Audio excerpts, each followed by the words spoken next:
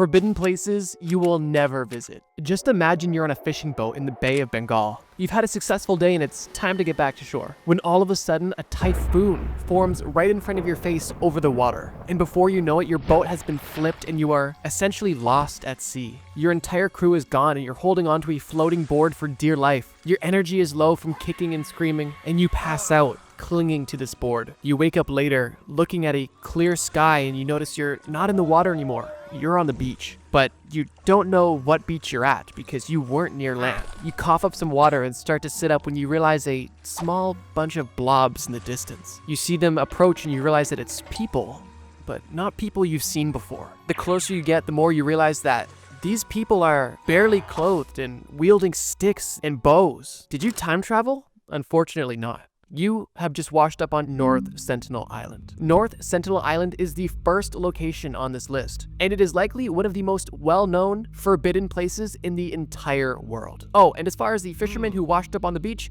yeah, his skull is now a pendant for one of the Sentinelese people. North Sentinel Island is one of the Andaman Islands in the Indian archipelago in the Bay of Bengal, which also includes some other smaller islands as well. What makes North Sentinel Island so unique is the fact that it's solely occupied by a voluntarily isolated indigenous tribe, who are believed to have been there for over 60,000 years. These people are known as the Sentinelese, and they have made their wishes known by force, specifically by killing anybody who tries to contact them or even come close. They have made their message so clear that the Indian Navy patrols the area around the North Sentinel Island to protect it from people trying to enter it. And the Indian government does not prosecute any Sentinelese people for killing people that try to step ashore. That's insane that this uncontacted tribe is essentially immune to the law. The Sentinelese have not only attacked people that have stepped on shore, but have also repeatedly attacked approaching vessels, whether those be fishing boats or simply any sort of low-flying helicopter or plane in the range of their bows and arrows. The story I told at the beginning of this segment is actually inspired by real events that took place in 2006. During this time, Sentinelese islanders killed 2 fishermen whose boat drifted ashore. And like the intro story, this approach wasn't even intentional. Although, speaking of intentionally visiting the Sentinelese,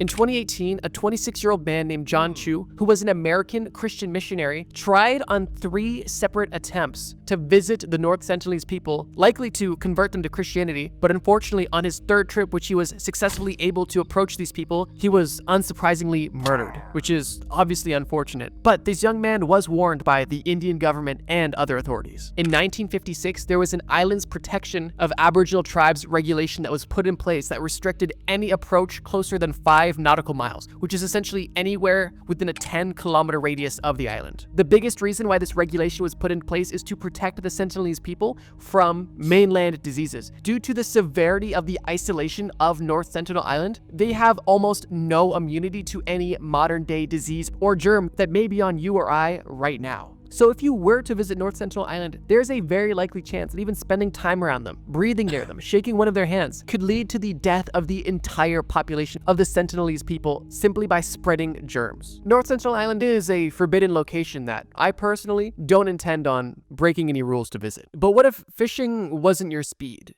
Perhaps you are more interested in agriculture, specifically Chinese agriculture. The year is 1974, and you are simply on your farm. And what's a good farm without a well? So, you start digging a well. However, this day was different. As you start digging, you notice something that is about to uncover one of the largest excavation projects of all time. And then you go deeper and you notice hardened fragments of terracotta. And then you notice bronze arrowheads. And then terracotta bricks. Well, in that case, you just discovered the tomb of Qin Shi Huang, the first Qin emperor of China. These artifacts were submitted to the government, and shortly after, archaeologists arrived. And although they were curious and interested about the artifacts that may have laid underground, they were not at all prepared for what they were about to find. What they found was a massive necropolis, the size of a small city, with a plethora of artifacts, weapons, vehicles, and most famously, terracotta soldiers. There is estimated to be over 8,000 terracotta soldiers in total, but that actual figure is unknown because this mausoleum is still not fully excavated and may never be. Keep in mind, this excavation has been going on since 1974 and still continues to this day. This mausoleum was built from 246 to 208 BC. The mausoleum mirrored the city of Jianyang with an inner and outer city structure. And although this outer and inner city structure where the terracotta soldiers have been found has began to be excavated, one place that has never been touched was the tomb itself. This tomb is at the very center of the complex, and it is very large. In case the thousands of terracotta soldiers were not enough of a sign, the late Qin Shi Huan did not want people entering his tomb. At least, not without a fight, I guess. So I suppose that begs the question, why did the government keep excavating? Well, the 3 reasons they listed publicly were the following. One was the fact that this area was a seismic zone, and they needed to remove these historic artifacts to protect them. The next reason was for tourism, to potentially make it something that people could visit and appreciate. And the third reason was to prevent grave robbing, essentially theorizing that if they didn't take it, somebody else would. In case the 8,000 terracotta soldiers didn't make this obvious, this mausoleum is massive. The replica inner city is over 2.5 kilometers in circumference, and the outer city is over 6.3 kilometers in circumference, which is insane for a mausoleum. Even the tomb itself is massive. It's believed to be 80 meters east to west and 50 meters north to south, and 15 meters tall on the inside. However, the interior height is debated. It is a very real possibility that we will never be able to know what's inside the tomb, simply because of limitations in archaeological abilities, specifically the risk of destroying so many other artifacts just to get inside the tomb. But we do have historical accounts of what is said to be inside the tomb, which is the following. The emperor's tomb is surrounded by rivers of liquid mercury, which was the emperor's immortality elixir of choice. Which, just quick side note,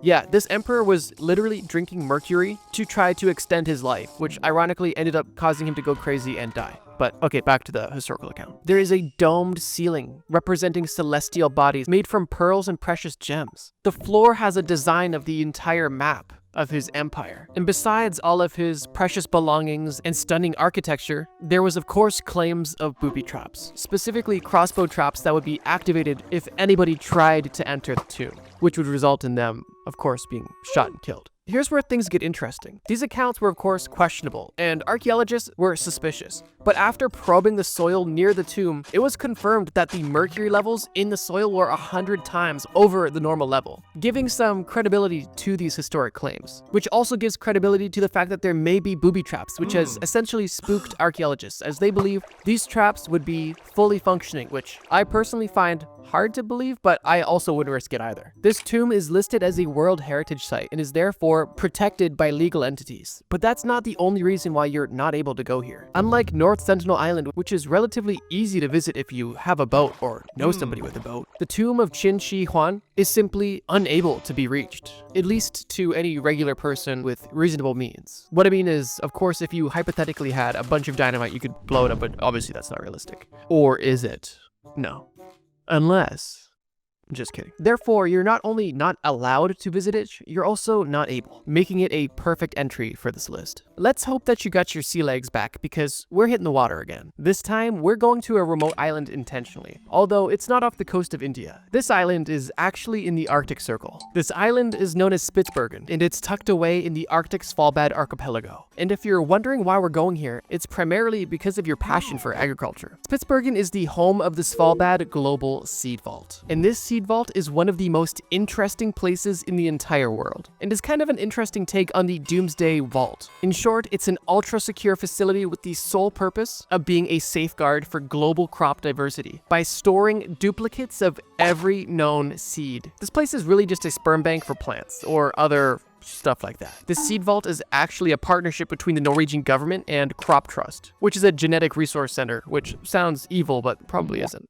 But it might be. This facility is epic, and if you like brutalist architecture, you are going to love this building. It's essentially a concrete slab sticking out the side of a mountain in the middle of an uninhabited Arctic wasteland. To me, it seems like a pretty cool place to store some stuff. The entire facility goes almost 400 feet into the side of a mountain, and a majority of this facility is kept at negative 18 degrees Celsius, as that is the recommended temperature to store seeds. I guess, I don't know, I'm not a seed expert. One unique failsafe about this facility that I think is pretty cool is the fact that even if all the refrigeration units failed today, the seed vault would still be completely protected because it is stored within permafrost, meaning that it's very well insulated and very cold. Now, if only the people that designed this designed the Death Star too. As of 2022, there is over 1.2 million unique types of seed in this facility. And interestingly, and potentially somewhat obviously, this facility is not manned. It is autonomous, and I suppose that's a good thing considering the fact that it's literally in the middle of nowhere, always kept at deadly temperatures with basically nothing around you. This seed bank is a really unique modern invention that I think serves a genuine purpose that hopefully we will never need, but could very well serve a massive role in the development of humanity if it ever came to it. I think it goes without saying that this seed vault is completely off limits. Not only is it in an extremely remote location in a part of the world that's already hard to navigate and travel to, but the facility itself is extremely secure. So unfortunately, you won't be able to check out the cool seed collection, but that's okay. And you're a person of culture. Modern archives and architecture is cool, but you want history. You want to see some cool stuff and some old stuff. And for that exact reason, we're going to France. The date is September 12th, 1940, and you and your trusty dog are on a walk like any other day. Your dog notices a hole left by an uprooted tree, and you notice something rather interesting, but you don't bother at the moment. You go home and ponder on what you may have saw and decide that you have some unfinished business, and you return to that uprooted tree with 3 of your best friends. You begin digging, a common theme in this video, I suppose, and notice that this uprooted tree has a lot below it. Specifically, a 15-meter deep cave shaft. You and your friends are brave, and you enter the cave and start exploring. And not only do you see some cool stalactites and stalagmites and light brights, but you also see interesting designs on the walls. Those designs were ancient cave paintings depicting animals. This cave is known as Lascaux Cave, and it is a network of caves in southwestern France with over 600 cave paintings found on the interior walls of its caves. It is suggested that these paintings were not made all at once and that they were the combined effort of many generations. And although they haven't been able to quite pinpoint a date for each and every one of these paintings, the general consensus is that these paintings are anywhere from 17 to 22,000 years old, which is so cool. There was an amount of time where this cave was actually open to the public for tours, but over time, due to carbon dioxide, heat, humidity, and other contaminants produced by the 1,200 visitors that visited these caves a day, the paintings were essentially disintegrating and were being visibly damaged. Therefore, the cave was closed to the public in 1963. Since then, the paintings have been restored to their original state and a monitoring system has been put in place. It's actually just a baguette holding a door closed. I don't know, I'm sure they've got something amazing. So yeah, unless you're able to travel at least 70 years into the past, you're not going to be seeing these original 22,000-year-old paintings. However, this story does have a bit of a happy ending, because obviously there was demand for these cave tours, and that wasn't going anywhere anytime soon. So what the authorities actually did was create exact replicas of this cave system for people to explore and visit without any risk of the originals being damaged, which is honestly pretty cool. But what isn't cool is snakes. And since 2 out of the 4 entries on this list so far have been on islands, let's add another one to the list and combine the 2. Snakes in an island. You know what that gets you? You're right. Snake Island. No, not the island boy's haircut. Snake Island is an island, I know. And it is also off the coast of Brazil. The island is famous for, of course, its large population of venomous snakes, specifically the golden lancehead pit viper. And what's interesting is that this island is the only known natural home for this breed of snakes. But there is a bit of mystery surrounding this island. How exactly did these snakes get here, and why is there so many of them? It's not called Snake Island because there's a few. It's called Snake Island because it's only inhabited by snakes, and a lot of them at that. The island is roughly 106 acres in area, and is believed to be the home of around 400,000 snakes, although that number more recently has been debated. But if you ask me, I don't think we're getting an accurate head count anytime soon. Point being, there is a lot of snakes on this island. But the question remains, how did these snakes get here? And I hope you brought your tissues because it's kind of a sad story. Basically, when the Portuguese colonized Brazil, the Portuguese made all of the native Brazilians disown their pet snakes. Obviously, outraged, the native Brazilians didn't give up their snakes without a fight, and they banded up all of their snakes and sent them off to sea on a raft, hoping that they would find a better life. After a few days, this raft of about 500,000 snakes washed up ashore on this uninhabited island, and the rest is history. I totally just made all of that up. The real reason why there is so many snakes on this island is much more simple. During the last ice age, this island, which is now 33 kilometers off the coast of Brazil, was actually connected to the mainland. But near the end of the ice age, as water levels started to rise, the snakes essentially became trapped on this island. Their population grew due to a lack of natural predators. Fortunately, these snakes weren't the only animals on the island. There was actually a plethora of ladders. But unfortunately, after a few dangerous games of snakes and ladders, only the snakes remained. I don't know why I'm lying so much in this video, but hopefully you can tell fact from fiction. Sure, there's a lot of snakes on an island, but there's a lot of snakes on a plane too, and people are still on the plane. Why is there not people on this island? Well, similar to North Sentinel Island, Snake Island is off limits to any civilians. The Brazilian Navy claims that this is for the protection of both the snakes and the people that may potentially try to access the island. The only people that are advised to go on the island have to be vetted by the Institute for Biodiversity Conservation, which I'm assuming is no easy task. And if you try to go the other way, well, you'll have to deal with the Brazilian Navy. And similar to North Sentinel Island, if the snakes kill you, the Brazilian Navy is not going to put them in jail. That's crazy that now twice on this list, there is groups of people that are immune to the law simply because they got an island. I wonder if there's any more recent examples of people with islands breaking the law. That's an interesting phenomenon, but let's keep moving. Wait, okay, last thing I'm gonna say about Snake Island. Making fake maps claiming that there is buried treasure on this remote island, when in reality, it's actually just Snake Island, would be a hilarious prank. Not in the modern day, but definitely pirate times, dude. This was a pirate time banger of a prank, guaranteed. You know what? We're on the topic of islands. Last island, one last island for the list. Palette cleanse, we'll go through it quick. Morgan Island. No story, no nothing. Just straight up facts. Morgan Island is also known as Monkey Island, and if you can't guess why it's called that, you may live on Monkey Island. Monkey Island is famous for, of course, its population of free-ranged monkeys. It is completely uninhabited by people, and this island is protected by the Department of Natural Resources and the National Institute of Allergy and Infectious Diseases, which use it for public health research, which unfortunately is basically just animal testing. Boo. Monkey Island, unlike Snake Island, is not naturally occurring, and actually has a very odd origin story.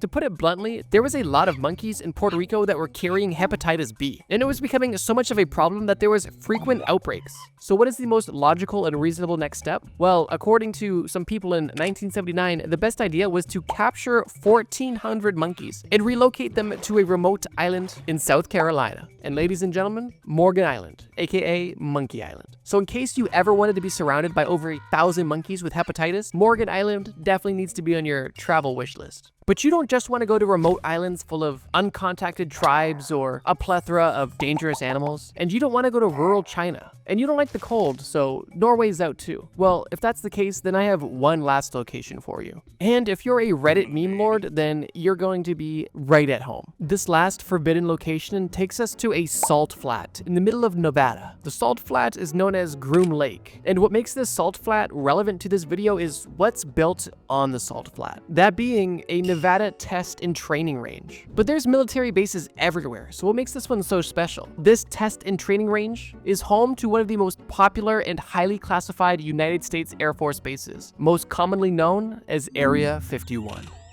Interestingly, Area 51 was never considered a secret base. However, it is the home for some of the most secret and sensitive documents that pertain to military intel in the United States. The origin of the name Area 51 is actually unknown. However, according to the CIA, the proper names for the facility are Homey Airport and Groom Lake. The primary initial purpose of Area 51 was a testing ground for Project Aquatone, the development of the Lockheed U-2, which was one of the most iconic spy planes of all time, and still has a lot of mystery surrounding it, almost 70 years later. Since then, this area has gained a lot more popularity, and due to the secrecy surrounding it, there has been no shortage of questions, mysteries, and conspiracy theories surrounding the happenings of this military base. Obviously, with the most famous examples being its affiliation with aliens. I honestly wish I had more to talk about, but facts about this location are kind of hard to come by, and I don't think I need to explain why a military base with sensitive information is off limits. But I do find it kind of interesting that, although this is a perfect entry for this video, it's a bit of a catch-22. Because for any random civilian, Area 51 is a place you will never even get close to. At least,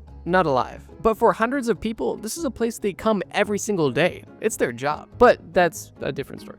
In 2019, there was actually a large movement for people with way too much free time to storm Area 51 to get answers and see an alien for themselves. This movement was heavily meme-based, but was still very real. On the night of the actual event, over 1,500 people showed up at the border of Area 51, primarily partying and enjoying the scenery, although some took it more serious than others. At the end of the event, nobody got in. Surprisingly, nobody died, and 7 people were arrested. It was a mostly peaceful meme, but I'm sure when all of this was gaining traction and popularity online, some government employees were definitely starting to sweat a bit. Creepy modern mysteries that are still unsolved. Most people don't realize how common mysteries are. Honestly, if you pay attention, you'll find mysteries all around us. Just the other day, I was sitting at a cafe when I lost one of my most prized possessions. I left my hat on my seat as I went to the bathroom for maybe 2 minutes. But when I got back, my hat was gone. But the weirdest part was that the cafe was full of people and not a single person saw who took my hat. Luckily, I have a lot of hats, and in the grand scheme of things, that wasn't really a hard mystery to figure out. But not all mysteries are as easy to crack. In fact, today I've compiled a list of mysterious crimes, events, entities, and other unsolved mysteries so perplexing that to this day they remain unsolved. And as always, this list gets scarier as it goes on.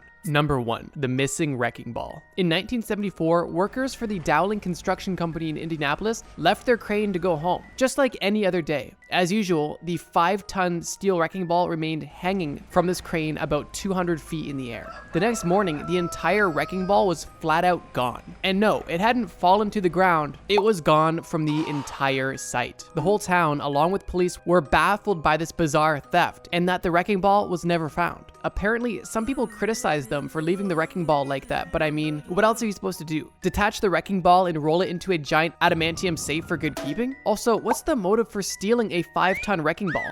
According to my research, 5 tons of steel is only worth about $800. Imagine going through all of the effort of stealing a 5-ton wrecking ball and still not having enough money to afford 9 grams of gold. Part of me wonders if the reason this case went cold is because nobody really cared. I mean, if I had to spend more time tracking down a defective wrecking ball on the loose than completing the construction project with my crew, I'd probably just forget it too. I'd like to think that everyone just assumed that somehow the cable cut itself loose and the ball comically rolled 2 miles down the road at night off a cliff into the ocean. The worst part about this case is the more I researched it, the more mysterious it became. If you look up this company, you'll find that they're pretty much only known for losing this wrecking ball. And in one newspaper from the same time period, I was able to find a story with an interview from the owner of the company who lost the ball. The funniest part about the story is that Lauren Dowling, the owner of the Dowling Construction Company, said, and I quote, "I can't figure out what someone would want to do with a 5-ton metal ball." Then another newspaper I found provided a couple more details in the story. In this paper, an interviewer named Beck Walter asked someone who knew about the story personally,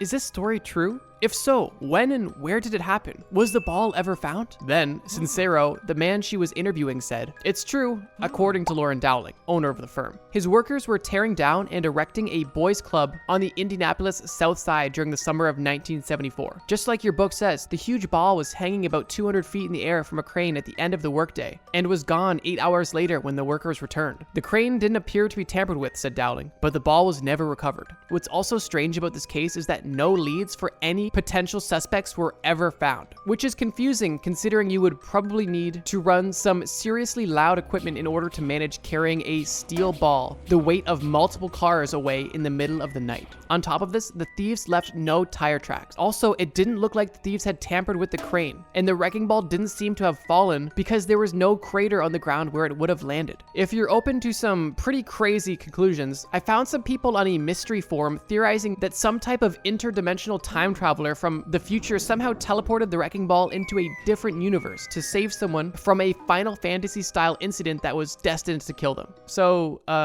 yeah. All in all, no matter how you choose to interpret the story, although this is a tame example, the story is still rather strange.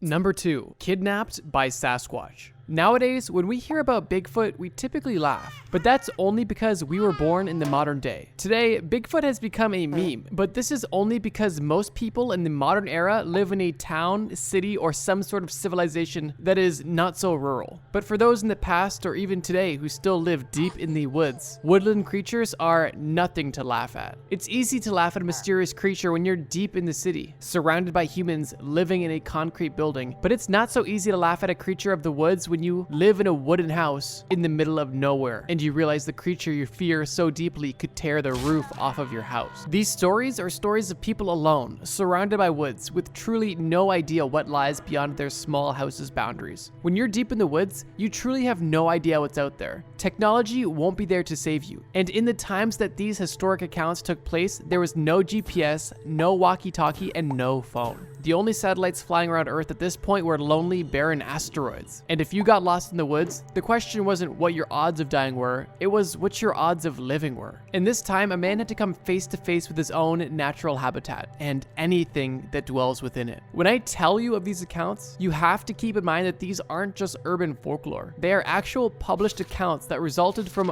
real-life adventures before the internet and before safety. Also, there weren't cities and towns populating almost every area of the Earth like there are today. So if you were alone in the wilderness, at times the empty asteroid orbiting you in space was closer to you than the nearest human. What most modern day people forget is that the concept of Bigfoot or Sasquatch came from multiple real-life accounts from real people who often came across Bigfoot face to face. Before I begin this story, I want to preface it with an interesting fact. According to historical accounts, Albert Ostman, the man who had this strange encounter, refused to tell anyone his story for many years because, in his words, he didn't think that anybody would believe him. To be honest, if I had something as crazy as the story I'm about to tell you happen to me, I wouldn't think anyone would believe me either. Nevertheless, many of the details in his description ended up being consistent with other similar accounts of creatures in the same area that came out later. Keep in mind that this was long before the internet, and it's pretty unlikely that Albert was able to communicate with the others who came out with similar descriptions later on. In 1924, Albert Ostman, who was a logger and construction worker, had a vacation. When people in our era, the modern day, think of going on vacation, we imagine going on a cruise, or maybe going to the beach,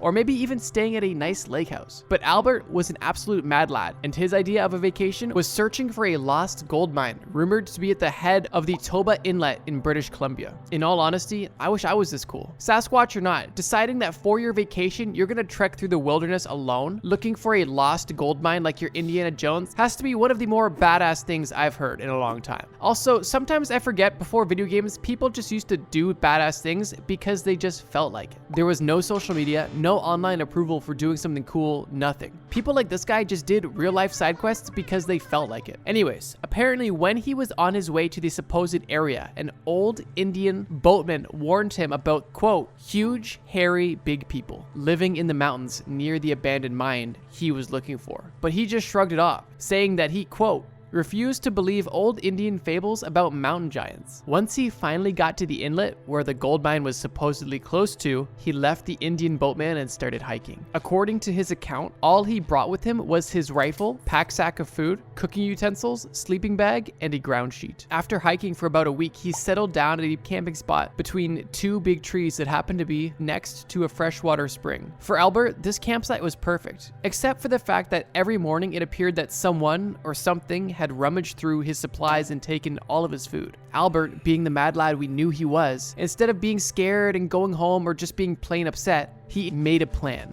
He climbed into his sleeping bag fully clothed with his rifle right next to him so he could attack whoever or whatever was stealing his food. Like many of us at the sleepover, Albert was the first to fall asleep, and what he woke up to was insane. I was awakened, he wrote, by something picking me up. I was half asleep, and at first I did not remember where I was. As I began to get my wits together, I remembered that I was on a prospecting trip and in my sleeping bag. My first thought was it must be a snowslide, but there was no snow around my camp. Then it felt like I was tossed on horseback, but I could feel whatever it was walking. According to Albert, the creature was carrying him in his sleeping bag, kind of like a DoorDash delivery guy, but not just for a few minutes.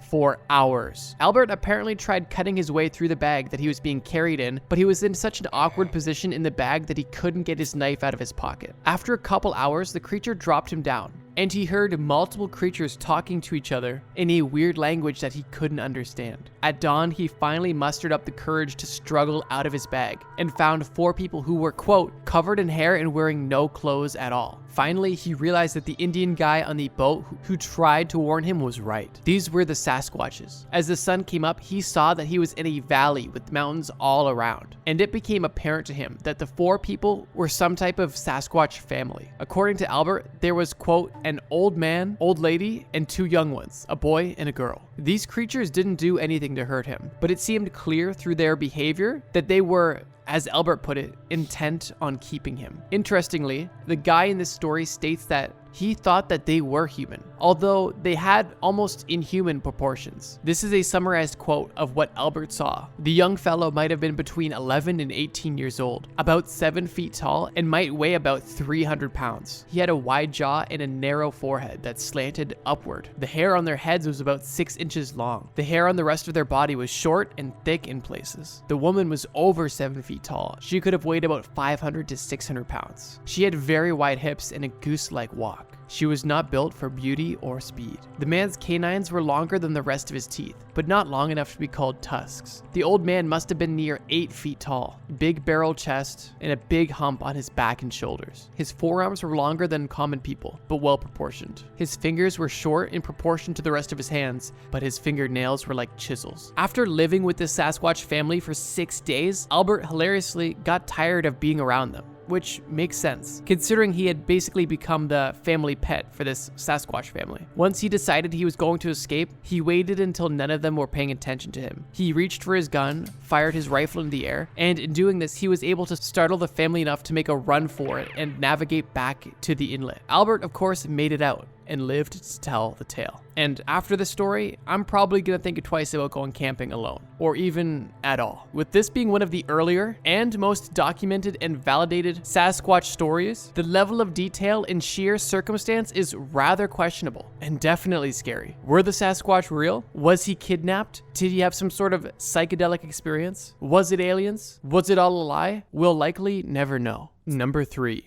A slip in time. In 1901, 2 English school teachers named Anne Moberly and Eleanor Jourdain were on a holiday trip in France. On this trip, they visited the historic site known as the Palace of Versailles. According to the 2 of them, they both claimed to have the exact same experience. At some point in their walk, they found themselves over 100 years back in time. They found the Petit Trianon, a small manor house given to Marie Antoinette by Louis XVI, and reportedly saw it exactly how it looked when it was new in 1792. Apparently, they had been taken back to this very specific day for a reason, because according to the school teachers, the day they were taken back to was August 10th, 1792, which was the same historic day that the royal family was forced to flee the palace. The 2 teachers claimed to have walked on historic pathways that no longer existed and saw people in old-fashioned clothing accurate to the year they were in all around them. The craziest part is that they claimed to have seen Marie Antoinette herself, who was painting in the garden. Apparently, Marie Antoinette looked up at them from the painting and just stared at them, never saying a word. The 2 teachers didn't really think much about this the day that it happened. Only upon coming back to the site years later after seeing paintings of Marie Antoinette and studying the layout of the palace,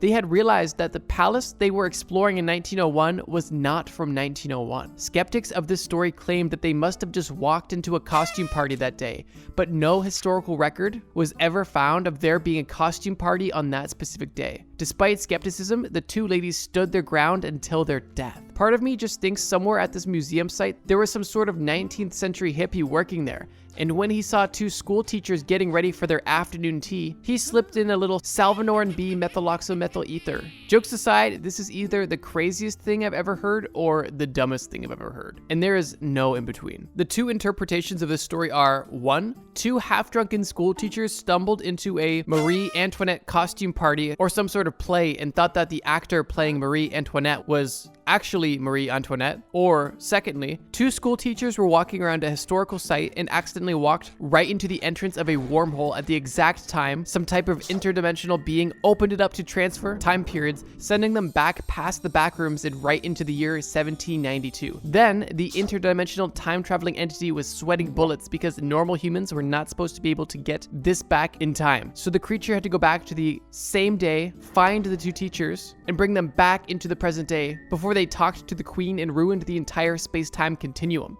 But because the women had already changed the present day due to the butterfly effect, the interdimensional entity either had to find another timeline in which the present was congruent with everything they did in 1792 and send them to the universal timeline that we exist today, where I'm telling you the story right now. And putting it that way, I'm starting to think it's just a costume party. But I do find it extremely eerie that one day you can be walking through a building and appreciating its beauty and seeing somebody you thought you recognized, only to later be looking in a history book and realize that you were in a building that was almost 200 years older than you thought, and the person you thought you recognized was Marie Antoinette. Number 4. Unidentified creatures at the mine. Before I start the story, I just want to mention that there seems to be some sort of weird correlation between mine shafts and mysterious forest creatures. This is just a theory, but I'm starting to think that special interest groups who want a certain mining territory for themselves would just put on a costume of some sort to scare away the other prospectors from thinking about working there. Either way, this next story is wild to say the least. In 1924, American miners in Ape Canyon were staying on the east side of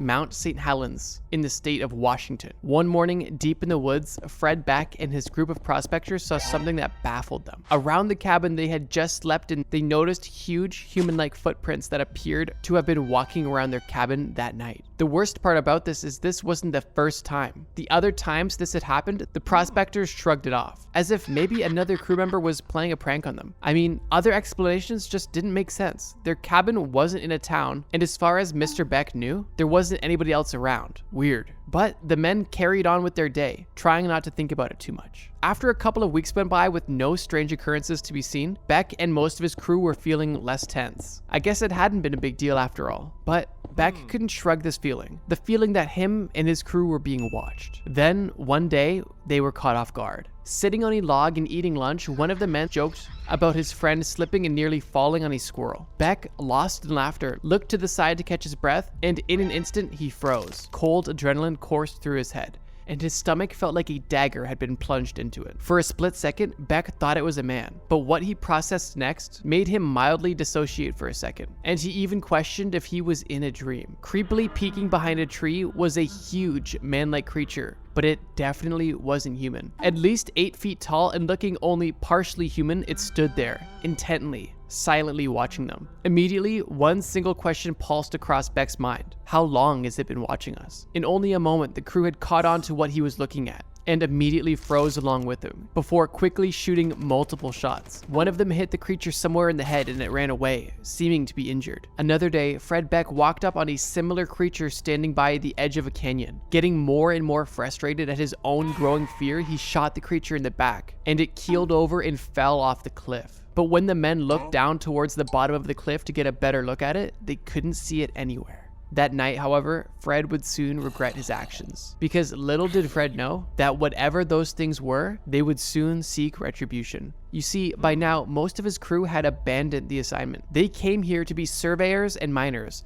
Nobody was getting paid any hazard pay to risk their lives being around these mysterious half-human creatures that wouldn't stop following them. With only a few men that night in his cabin, Fred was awakened, and he wrote, quote, "At least 2 creatures attacked our cabin that night, battering the roof and walls in an attempt to break in. The creatures were able to break a hole in between 2 logs of the cabin. All the while, large thundering strikes could be heard from their rooftop in an attempt to break a hole through it. Luckily, our cabin and its roof were built strong enough to resist snowfall. Even after we made repeated shots out of the cabin hole, the creatures violently persisted, at times wedging their huge hands in between the holes in an attempt to yank our cabin walls apart. 5 hours of relentless beating on the cabin later, the creatures gave up and left the site. Outside, the prospectors found the ground torn up with huge footprints all around. After this, Fred and his crew left for good, abandoning their mine, their cabin, and the mining area area entirely. Fred had a pretty high tolerance for many things throughout his life in the mining business, but this was not one of them. All in all, the series of events has never been explained, nor did Fred or his crew ever get a photo of the mysterious creature. The most plausible explanation is this was probably a remote tribe of some type, but that wouldn't explain all of their inhuman characteristics. Either way, if I was Fred, I would have been packing my bags 2 minutes after the first encounter. So props to him for carrying on with his job even after most of his crew left. I'm not sure if he's extremely brave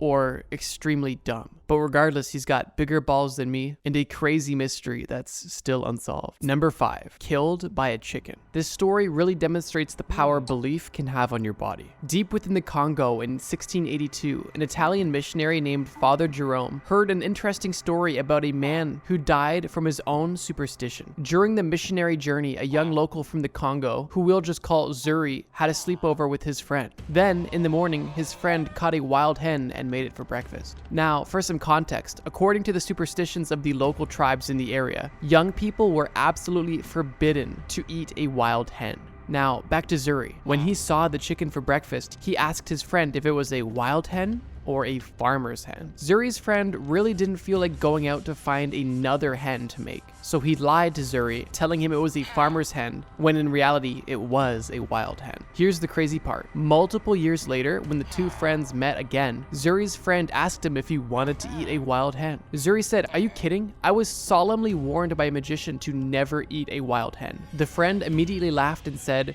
"Why wouldn't you? You ate the wild hen I served you last time we hung out." Then, according to multiple reports, Zuri started shaking like Fregley after eating too many jelly beans and was dead within 24 hours. To me, this is definitely a mystery, because even when people know that they're going to die, they very rarely just keel over and die out of fear. But because he ended up dying at some point after he ate the wild hen, would that mean that the magician was actually right? Was the magic of the magician just his power to create a self-fulfilling prophecy? Either way, the magician was definitely onto something here. Or he was just some type of ancient version of a YouTube prankster who just sat around all day busting people's balls and protected himself with the imaginary power of his magic. Either way, finding out you unintentionally broke a rule to only die later that day is extremely strange and, to me, terrifying. And the fact that this situation was well documented and never solved is rather curious. Number 6, the disappearance of Emma Filippov. Emma Filipov's disappearance is definitely hard to explain. Neither she nor her explanation have been conclusively found. To be honest, this is quite a sad story. And although there are multiple ways to interpret the story, I'll let you decide at the end. Emma Filippov was born in 1986 to a family from Ontario, Canada. Her parents divorced at a young age and she was forced to frequently travel to different locations to see her mother and father. Emma was a free spirit. She enjoyed the arts, music, literature, and even took a job teaching English in China for a year as a young adult. After returning from China and unsuccessfully pursuing a career in photojournalism, she landed in British Columbia, where she got a summer job working at Redfish Bluefish restaurant while sleeping on a friend's couch. After her seasonal job ended, she bought a van and converted it into a van life style camper. Then one day, for seemingly no reason, she scrubbed her identity on social media clean, removed all traces of herself from the internet, and called off her 3-month-long relationship. Emma also had a journal in which investigators found a lot of entries about how she felt about her parents since their divorce. Through reading the entries, it became apparent that she was having a hard time dealing with the effects the divorce had on her as a child. Emma had a strained relationship with her parents after her father had an affair with a younger woman. Her mother threatened him with a knife, and Emma called the police on her own mother. Records suggest that that was the primary reason that Emma moved out of her parents' house and really didn't want to go back. Personally, I don't blame her. Now, at this point, what's confusing about Emma's story is that she decided to move into a homeless shelter for women, which, if you know anything about homeless shelters, was probably a rougher environment to live in than one of her parents' houses. What's even stranger is at this point, when she was living in British Columbia,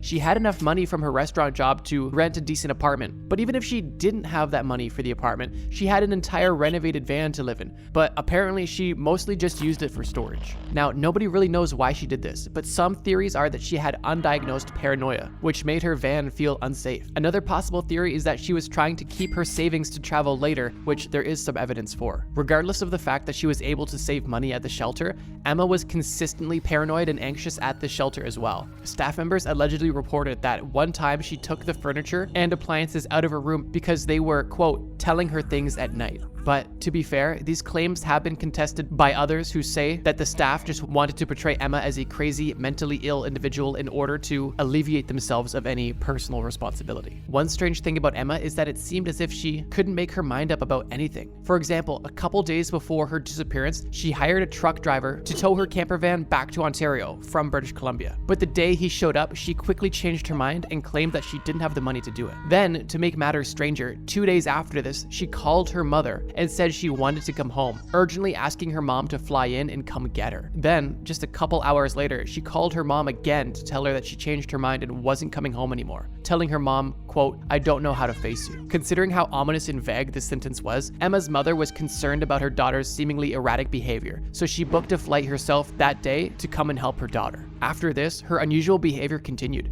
For example, Emma bought a prepaid card with $200 on it and a new prepaid phone, which will tie into the story later. One decision that probably haunts both Emma's mother and the staff of the homeless shelter to this day is that Emma's mother called the women's homeless shelter and decided to let them know that she was going to visit. Then, the staff of the homeless shelter decided to tell Emma about her mother's arrival. Emma was reported to have been, quote, horrified and immediately packed up her belongings and left. Tragically, we'll never know if Emma would have been saved if either of these two decisions were never made. I'm no doctor, but in my armchair psychologist opinion, it seems that Emma possibly had PTSD, which is kind of exemplified by the frequency of her paranoia and the flare-ups of trauma that she experiences involving her parents. But that's just a theory, and I could be completely wrong. Shortly after leaving the shelter, she got in a taxi with her belongings in hand and asked to be taken to the airport, only to change her mind in the middle of the ride, once again lying that she didn't have the money for the taxi. We know this is a lie because she had just received a new credit card, and after working at a restaurant, she had $2,400 in savings, which adjusted for today's money is around $3,300. And everyone knows that that's totally enough money for a taxi, unless you're an oblivious looking tourist in Cancun getting in a taxi with Guadalupe, which at that point, you're done for. And Guadalupe, if you're watching this, please give me my $100 back. That ride from the airport to the hotel was literally like 6 minutes. Anyways, later that night, someone who knew Emma found her walking around barefoot in front of the Empress Hotel. He asked her if she was okay, and she unconvincingly told him that she was just waiting for her friend to pick her up. Dennis, who was Emma's friend, wasn't happy with this answer and thought Emma looked distressed, so he called the police. 20 minutes later, the police arrived and asked her a series of questions. It had been said that she was mostly unresponsive, not saying much and just nodding her head yes and no to the questions asked by the officers. That being said, when it became apparent that the police might take her into custody, she mustered the energy to somehow convince the police that she was totally fine after all. After the police left, she immediately walked away from the hotel area and was never seen again. Now, this case is already weird, but what happened afterwards makes the entire case even more strange. Tragically, her mother showed up to Victoria, British Columbia only 3 hours after she was last seen. And unfortunately, she still thought that Emma would be at the shelter, but the staff told her that they hadn't seen her there that day. When it was confirmed that none of her friends knew where she was declared a missing persons by the police. Remember that $200 prepaid card that Emma had bought? Well, a lead opened up when it was used at a gas station not far away. Unfortunately though, it just turned out to be some random guy who eventually confessed to have found it on the street. Later, another suspect was discovered, a man by the name of Julian Heward, who apparently had a romantic interest in Emma. Strangely though, it was confirmed that he saw Emma at 10 a.m. that day, but like everyone else, he reported Emma to have been acting unusual, because when he asked her what she was doing, she just didn't answer. After all of the leads were exhausted, the case went cold. Then, seemingly randomly, about 2 years after she disappeared, a man in a green shirt with a prosthetic leg was reported to have torn down a missing poster of Emma in a restaurant and thrown it on the floor. Right after doing this, he yelled, quote, "It's one of those missing persons posters, except she is not missing. She's my girlfriend, and she ran away because she hates her parents." The staff immediately called the police, who arrived 2 hours later. And to this day, the best possible lead for this case has never been identified. Another interesting piece of the puzzle is that 6 years after her disappearance, a man named William came forward with a confession that after Emma was last seen, he picked her up from the side of the road because it was raining and he wanted to help her.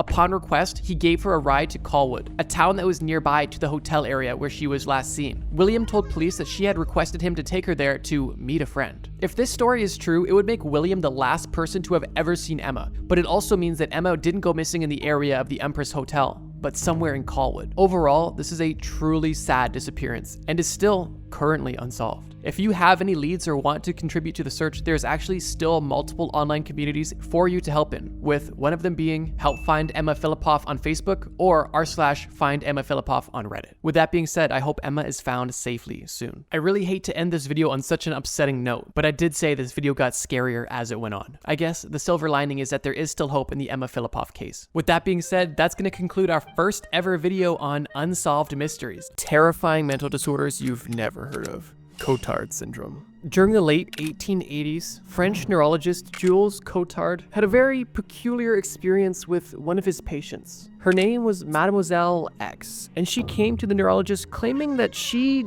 didn't need to eat anymore. She said this because she believed that she was dead. For some reason, this patient was fully convinced that she had no stomach, no chest, no blood, and no brain. And she knew for a fact that she simply wasn't alive and was not able to die. She told Cotard that she must have been condemned to eternal damnation, and for that reason she cannot possibly die a natural death. As if she could have, she would have died already, as her organs were rotting and she didn't have any blood. And because this patient believed that she had no internal organs, she simply stopped eating as there was no need to, and unsurprisingly, she later died of starvation. This interaction that Jules Cotard had experienced with this patient definitely left an imprint on him and forced him to document everything that this patient was saying and every symptom that they were having. Through this study, he coined the term Cotard syndrome and described the condition as the delusion of negation, stating that it was a psychiatric syndrome that varied in severity. He claimed that mild cases were characterized by despair and self-loathing, while severe cases were characterized by intense delusions of negation and chronic psychiatric depression. Now, although this sounds like an odd one-off story that happened almost 200 years ago, that's not at all the case, and this syndrome still exists today. And while it is extremely rare, there are still people suffering from this syndrome around the world. Cotard syndrome is also known as the walking corpse syndrome. The main symptom of having Cotard syndrome is having a strong belief that you are dead. Many people with this condition simply believe that their internal organs are rotting, or that those organs are missing altogether and they are just existing but not alive. A statistical analysis of people suffering from this study showed that 55% of patients with Cotard syndrome believed that they were immortal due to this condition, while the other 45% denied their own existence, claiming that they did not exist, which is definitely a hard sell when you're the one explaining you don't exist. Cotard syndrome is relatively simple to understand, but I'm sure for its patients it's an extremely terrifying experience. Just imagine being fully convinced that you're either missing organs or having organs that are rotting away, or just simply believing that you are somehow dead. It's almost mind-bending trying to even comprehend the mindset in the first place. So I couldn't even imagine how confusing it is to be experiencing that as a reality. Most of the people experiencing these delusions typically end up neglecting their personal care, refusing to eat, clean themselves, sleep, use the washroom, and also may experience self-harming behaviors, all because that they believe there is no reason to maintain a body that they literally consider to be lifeless. To this day, very little is known about this syndrome, but it is still associated with severe depression, schizophrenia, and other neurological issues such as brain lesions. Cotard syndrome is a very peculiar mental condition, but for this list, it's only the tip of the iceberg, and we're just getting into some of the most terrifying and rare mental conditions. Coro. I want you to be honest. Have you ever looked down and thought, dang, my little bro must be shrinking. It was never this small. Well, in that case, you might be suffering from Coro. Honestly, I don't even know where to begin with it. It's also known as genital retraction syndrome or shrinking penis disease, both of which definitely give an odd foundation, and both of which are actually not even fully accurate. And while Coro is a syndrome that does occur worldwide, it is considered a cultural bound delusion, essentially meaning that the symptoms of this delusion are only recognized in specific societies and cultures. Patients suffering with Coro experience overwhelming and intense beliefs that their sexual organs are retracting, and while this literally isn't happening, these people suffering from this disease will go to extreme lengths to prevent this shrinkage from happening. Most people suffering from this condition typically begin by reporting anxiety attacks due to their perceived lack of genitalia, and this perceived shrinkage will be a huge cause of stress for the individual suffering from Coro. And if you're a woman, don't think you're safe from Coro, because there are women who experience Coro, but obviously they aren't experiencing their penis shrinking. They believe that their nipples are retracting and that their breasts are also retracting into their body bodies, slowly shrinking.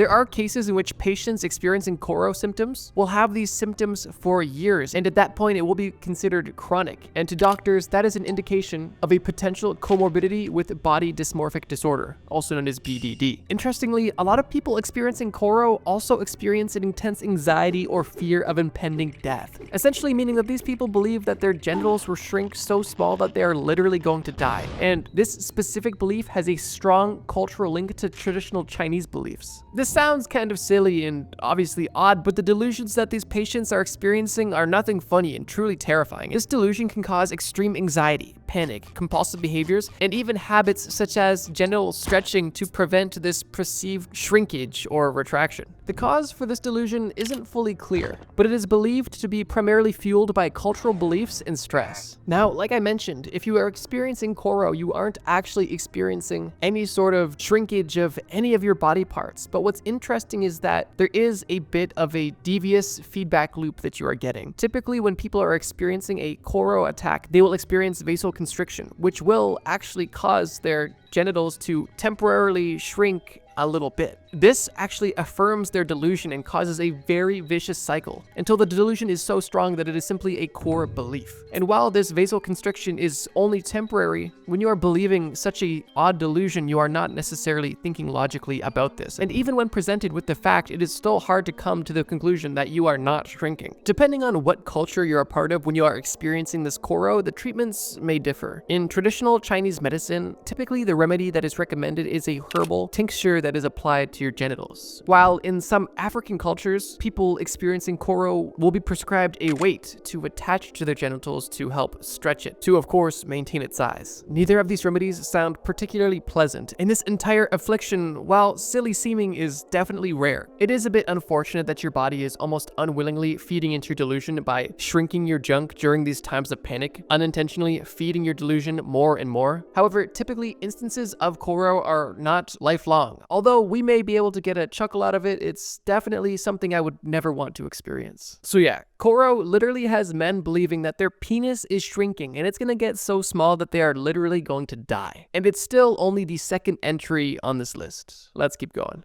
Body integrity identity disorder. Body integrity identity disorder, also known as BIID, is a condition that I felt made a lot of sense to put here because it kind of relates to the last one, although it's not fully the same. People who are experiencing Koro disorder believe that one of their appendages is shrinking and they are trying to maintain it, whereas people with BIID experience essentially a disassociation from one of their limbs. What this means is that people experiencing this condition essentially don't want either part or one or multiple of their limbs because to them it just doesn't feel like it's theirs. To try to understand how these people are feeling, people with BIID have described it as imagining that you are growing a new limb. That would feel unnatural and you obviously wouldn't want that there. That's how people with BIID feel about their natural born limbs. And people experiencing this condition typically go to extreme lengths to essentially feel normal, typically by seeking amputation for the perfectly healthy limb. Some patients with severe cases of this disorder even wish and desire to become paraplegic. This condition is extremely rare and also uncommonly studied, meaning that there is not much known about it, besides the fact that it blurs the lines between psychiatry and neurology. And for most people suffering from BIID, treatment specifically focuses on understanding the underlying cause for this deep desire. And like I mentioned, for some, does result in amputation. Imagine how you would feel if you felt like there was a part of your body that simply was alien to you, and with nobody to relate to or to be able to give you any sort of answers, it must be a lonely and heartbreaking experience. One thing that came to mind when researching this specific disorder was that one episode of Dr. Phil when that lady poured, I believe it was like drain cleaner in her eyes to make herself permanently blind because she just wanted to be blind. I'm not sure if she was suffering specifically from BIID, but it definitely seems like she was suffering similar symptoms and obviously didn't feel like she was supposed to have the ability to see. But speaking of these limbs feeling alien, let's discuss the next mental disorder. Alien hand syndrome. Alien hand syndrome varies pretty drastically from BIID in one major way. People experiencing alien hand syndrome don't feel like their hand isn't supposed to be part of their body. Their hand simply doesn't act in accordance to their will, almost as if their hand was a sentient being or acting on its own will, or potentially an alien limb to your body. Patients experiencing alien hand syndrome typically experience symptoms in their left hand, and what this hand does typically varies depending on the severity of the situation. In 1908, when alien hand syndrome was first discovered, a 57-year-old woman was actually attacked by her alien hand, with this hand consistently smacking and trying to choke the woman, and she had to fight for her life to prevent her rogue limb from killing her. And while this example is extreme and obviously terrifying, it's not the norm, although it isn't uncommon for this rogue limb to do things that you likely wouldn't want them to. Like undressing yourself in public, or simply spilling food or drink, or simply dropping things for no apparent reason. Interestingly, while the first case was reported in 1908, the number of cases actually increased in the 1940s onward, when a specific surgery for epilepsy began to become more popular. The specific epilepsy surgery that was correlated with alien hand syndrome was a surgery that essentially disconnected both sides of the brain, cutting the corpus callosum down the center of the brain. The corpus callosum is essentially a bridge of nerves that connects the left brain to the right brain. And disconnecting them, although effective for epilepsy, had consequences. And while that specific epilepsy treatment isn't the only cause for alien hand syndrome, it was definitely one of the most prominent initially. However, with more recent research, it has been discovered that people with medial frontal cortex or parietal lobe damage can also suffer from an alien hand. Although, depending on the area of your brain that was damaged, you will get a different type of alien hand syndrome, which is interesting and also pretty scary. Which I suppose makes sense, but definitely doesn't make it any less scary. People who had their medial frontal cortex damaged typically experience their alien hand being mischievous, with the most common symptoms being impulsive groping and the reluctance to let go of anything. With damage to your corpus callosum, typically you experience your hands literally fighting each other, which I can only imagine is a very unpleasant and scary experience. Now, somewhat differently, people with damage to their parietal lobe experience this condition a bit differently, as they not only don't have control over this arm and have it kind of do whatever it wants, they also feel estranged from this limb. Similar, but not to the same extent that people with BIID experience. But just imagine that. Not only do you feel like this limb that is on your natural body doesn't belong to you, but also not even being able to control it. It simply is there, part of you, but it kind of has a mind of its own. That is undeniably terrifying. Currently, the direct cause for why this happens in the brain is unknown, and unfortunately, there isn't a cure either. One of the most popular treatments is pretty simple and basically just involves making your alien hand hold on to an object consistently to give it something to do, essentially. I think being born with this condition, you could likely learn to adapt to it relatively quickly and it could be part of normal life, but I think one of the most terrifying parts about this disease is that it's typically developed later in life, meaning that you can live a totally normal life having control of both of your arms. And by getting brain damage in one way or another, not only can you lose control of one of your limbs, but you can literally lose control of one of your limbs. Like, this limb isn't just paralyzed. It is doing things without your consent. It has a mind of its own. And depending on the severity of what this hand is doing, you may have a violent appendage attached to your body with its sights aimed at you.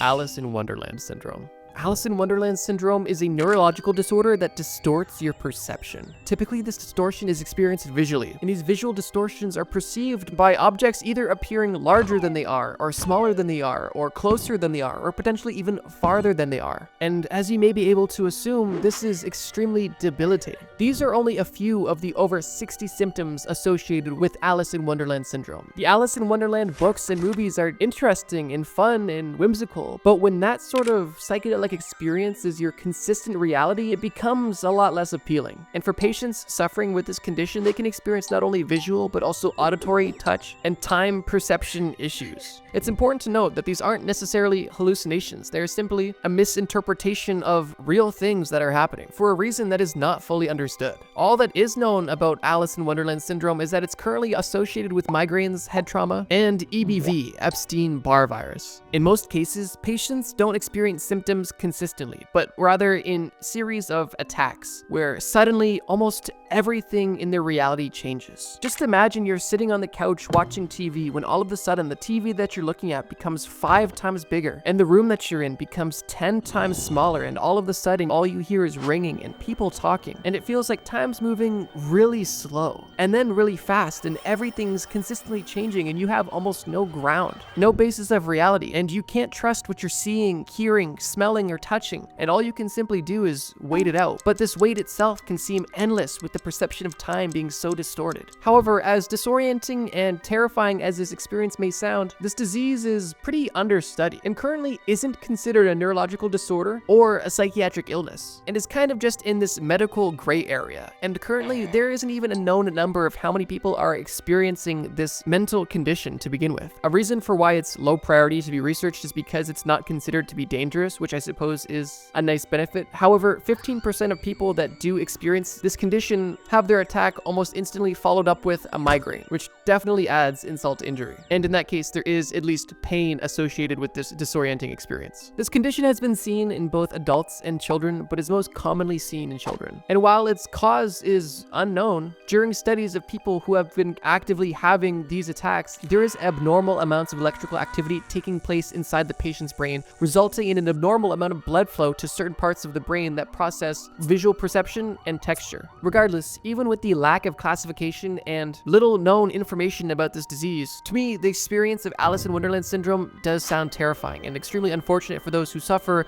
essentially in silence with almost no answers. It almost sounds like a random bad trip that you don't consent to and can happen at almost any time. Something I wouldn't wish on anybody. But we do still have one more entry to discuss. And quickly, before we get to this final entry on the list, I did want to mention, there was at least another 10 or 15 entries that I researched and wanted to put in this video that I simply had to cut for time, because we post videos every Friday. So with that, if you guys liked this video about rare and terrifying mental disorders, please let me know if you guys would like a part 2. I've got plenty more to talk about, and I'd also love to hear if you guys have any recommendations in the comments below. That being said, let's get to the final entry on this list. Capgras delusion. There's no doubt that every entry on this list in one way or another has been upsetting, disheartening, terrifying, and of course, obscure. But I saved this entry for last because I believe it to be one of likely the most upsetting and depressing entries on this list. But the belief that patients suffering from this delusion believe is extremely disheartening. Those suffering from Capgras delusion believe that someone close to them, typically a loved one, has been replaced by an identical imposter. And in some cases, they even believe that this imposter is going to do them harm. Unsurprisingly, Capgras delusions are typically associated with people experiencing paranoid schizophrenia, but these delusions are also present in people with dementia, brain tumors, and brain injuries. How this works is when you see another human's face, your eyes send a signal to the occipital cortex in your brain, and from there, that signal is sent to the fusiform part of the brain. This part of the brain is specifically responsible for facial recognition, which allows you to not only recognize people, but also tell people apart. The fusiform part of the brain then sends a signal to the amygdala, and based on the signal that the amygdala gets, it will release specific chemicals depending on how you perceive this person. These chemicals are essentially the precursor to emotions and help your brain understand how you love and how you care about someone, and who you love and who you care about. Now, for people with Capgras delusion, their brain varies because the fusiform part of their brain is not sending a strong enough signal to the amygdala, essentially meaning you can recognize somebody's face, but you're not getting the chemical reaction allowing you to essentially feel the emotions you're supposed to feel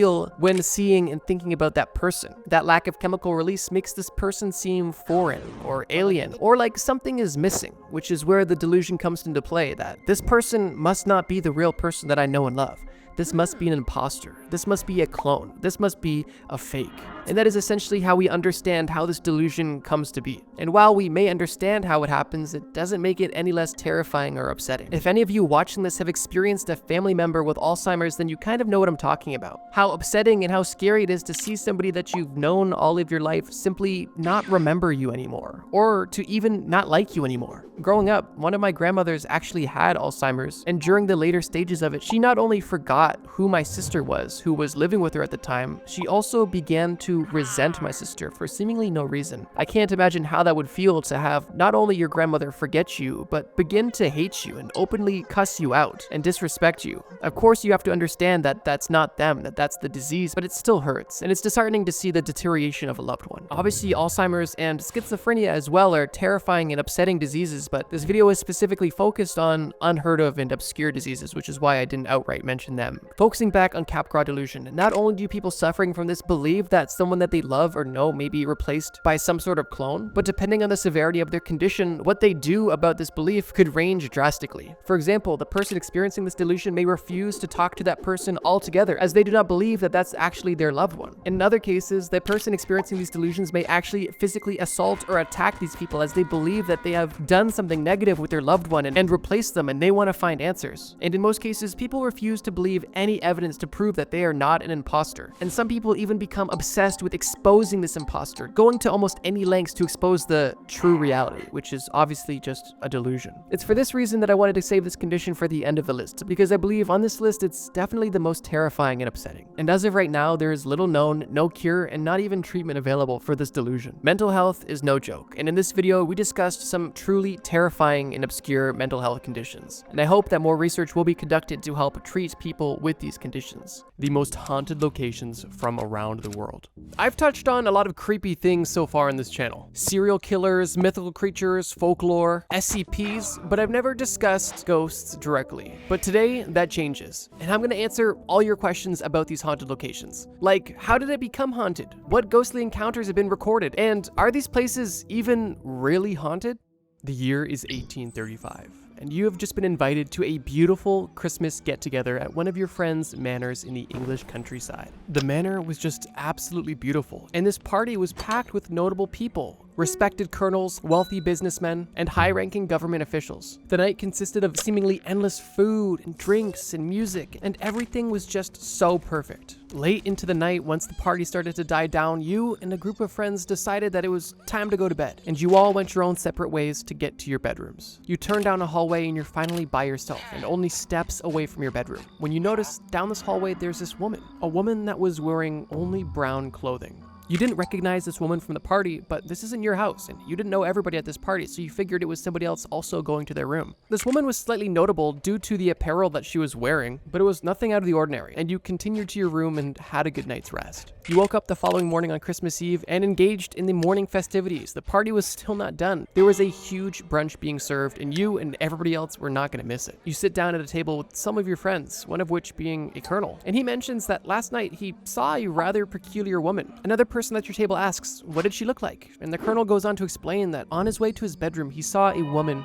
dressed exclusively in brown robes. These robes were dated and tattered and had to have been at least from the previous century. It didn't look right at all. And the colonel was concerned because this woman might have been somebody who either snuck into the manor or was somebody who was obviously lost. But the colonel mentioned once he spotted this woman and walked closer to her and then tried approaching her, he realized this woman had turned around and he got a look at her face. And that's when he claimed that he saw this woman's bright white face with empty eye sockets, and the man was terrified. He didn't scream or run away, but he quickly made his way to his room without asking any more questions. Instantly, your heart dropped to your stomach because you also saw the same woman, but you didn't see her face. And before you could say anything, another woman at the table says, I also saw a lady dressed up in brown. I didn't see her face, but she was standing in the hallway, not saying anything and not moving. And your heart and stomach only sank deeper. You noticed that the host of the party was sitting beside you, and her face was in shock. You asked her, who is this lady wearing these brown rags? And she confessed that she had absolutely no idea. The Christmas party was a formal event and everybody was dressed in their absolute best. Nobody was wearing brown, and there was nobody in the party with sunken in, missing eyeballs. The host of this party quickly stands up on her chair and started clinking a spoon on her glass, causing the conversation in the room to a silence. And the host of the party asked, did anybody see a woman in brown robes anywhere in the manor last night? And to her dismay, numerous people in this room of nearly 100 people raised their hand. The story I just told is based on a real documented encounter that happened in 1835 at a Christmas party. And this story is significant because it is the first recorded sighting of the ghost that is now known as the Brown Lady at the iconic Raynham Hall. And this isn't the only sighting that's taken place, and it's probably not even the most iconic either. And only days after this event, when the host of the party made the staff aware of all of these claims, people literally quit their jobs and never returned out of fear of encountering this strange apparition. But that's not it. There was a handful of sightings on that night in 1835, but the following year in 1836, Captain Franklin Marryat, who is actually a friend of Charles Dickens, heard tell of the legend of this brown lady in the Raynham Manor and spoke to the owner directly and requested that he stay in the most haunted room of them all so he could prove that there was no ghost at all and that this legend simply came to be because the owner of this manor wanted to keep people away from his property. And let's just say he got more than he bargained for. This captain checked into the hotel and stayed in a room that literally had a painting of the apparition hung in the room. Like I mentioned, at this point, the brown lady was already a local legend and a common sighting within the hotel. And for the first 2 nights of his visit, the captain had a normal experience. He was staying in a hotel and rather comically was sleeping with a loaded revolver under his pillow just in case. And it was after the second night and the beginning of the third night when everything began to change. Because on night 3, Frederick didn't get a good night's sleep at all. What he did get was a run-in with the brown lady. Frederick had just gotten into bed and was ready to go to sleep when he noticed something in front of his door. The door never opened, but there was obviously a shadow of some sort in front of the door blocking the path. The shadow was moving and getting bigger until Frederick realized that this shadow was exactly what he was looking for. He quickly looked at the painting on the wall and noticed that this was the brown lady, and she was in his room and she was getting closer to him. Frederick grabs the revolver from under his pillow, points it at the apparition, and screams at the top of his lungs, "Stop!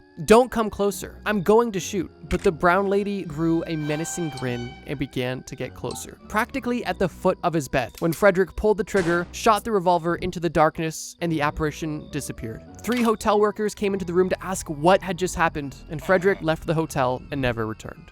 I tried to only tell one story per section, but I figured that story was kind of worth going into detail over. Over the late 1800s and early 1900s, there was a plethora of other run-ins with the brown lady, which brings us to Captain Hubert C. Prevant, who not only had a run-in with the brown lady, but was able to capture a picture of her, a full-body apparition. And this photo is not only iconic to the Raynham Hall, but it's also one of the most iconic photos in all of ghost hunting. This photo was taken in 1936, and since this photo has been taken, sightings have been few and far between, although many people still believe to this day that Raynham Hall is haunted. Once again, just a crazy story, but you might be thinking, okay, sure, there's this ghost there, but who is this lady and how did she get there? And because this section's getting long, let me boil it down. According to the legend of the brown lady, the Townsend family, which was the family that owned the Raynham Manor, after numerous run-ins with this apparition, was able to identify her from one of the paintings that was displayed within the manor. The woman was named Dorothy Walpole, who lived from 1686 to 1726, and was the sister of Robert Walpole, who is considered the first ever Prime Minister of Great Britain. She was the second wife of Charles Townshend, one of the original Townsends that owned the manor, and this man was well known for having a short temper. Allegedly, this man had caught Dorothy with another man, a lord, and as punishment, he locked her in her room in the manor, and she was never allowed to leave. She wasn't allowed to see friends, family, or even her own children. She was a prisoner in her own home until 1926 when she passed away from smallpox. Obviously, that story is upsetting both ways, because if Dorothy did cheat, then that's awful. But Charles had absolutely no right to do any of that whatsoever. If somebody cheats on you, you just break up with them. You say, hey, you get out of my manor, we're done. You don't say, hey, I'm gonna trap you in this room until you die. To this day, Raynham Hall is one of the most iconic haunted locations in all of England. But this is one of the more tame entries on the list, and we're only just getting started.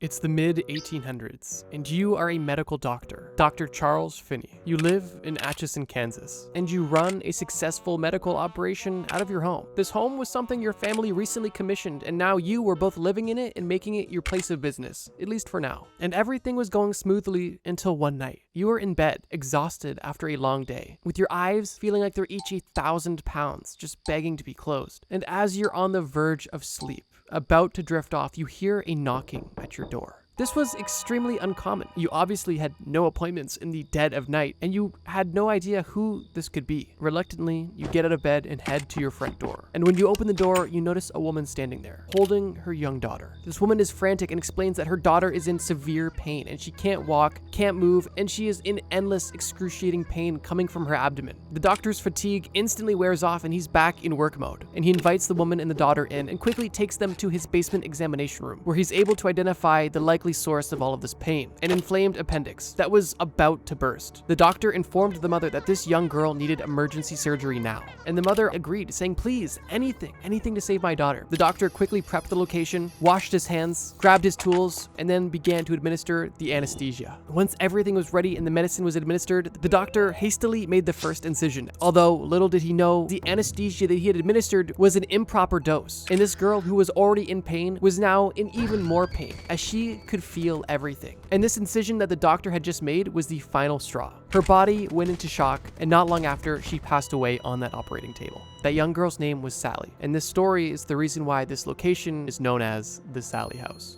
First thing I'm going to say right off the bat is, as interesting as that story is, there is absolutely no recorded evidence for that story actually being true, and it's largely regarded as a folktale, loosely based in reality. Dr. Charles Finney was a real doctor, and he worked in Atchison, Kansas, and he lived out of his practice that his family had recently commissioned. That all is true, but as far as the story of Sally is concerned, there was no physical evidence, but the reason I mention the story is because it is the story that is most associated with this haunted location, and this haunted location is one of the most iconic in all of the United States of America. So yeah, I wanted to make that distinction primarily because I knew if I didn't, others would say that's not actually true, and well, it's not proven either way, but it is highly debated and not proven that it did happen, so I'll let you make up your mind on that. That story is upsetting and sad, but what does it have to do with haunted locations? Well, that story is kind of where everything began, because after this incident that may or may not have happened in the late 1800s, experiences in the Sally House have been vast and plentiful. Some experiences only consist of hearing a creak or faint footsteps, or even the giggle of a young girl. But other encounters are a lot more sinister, with items being thrown, loud screams being heard, and even visitors being scratched to the point of bleeding. Nearly every former tenant or owner of the Sally House that had been interviewed alleged to have experienced paranormal activity of some sort, typically with consistent attributes across all of the accounts, with some even claiming to see Sally in the window at night when it was known that nobody was home. If you're watching this video, you're probably into the paranormal, which means you've probably seen some of your favorite ghost YouTubers stay in this house. Sam and Colby, Nick and Ryan, Exploring with Josh, or even large-scale TV productions. All of these people have stayed in the Sally House and had unique experiences. So for that reason, I'm not going to go too much more into detail. But I will say this, the Sally House hasn't been anybody's personal residence since the 1990s, and in more recent times has been a popular tourist attraction, which kind of makes you think,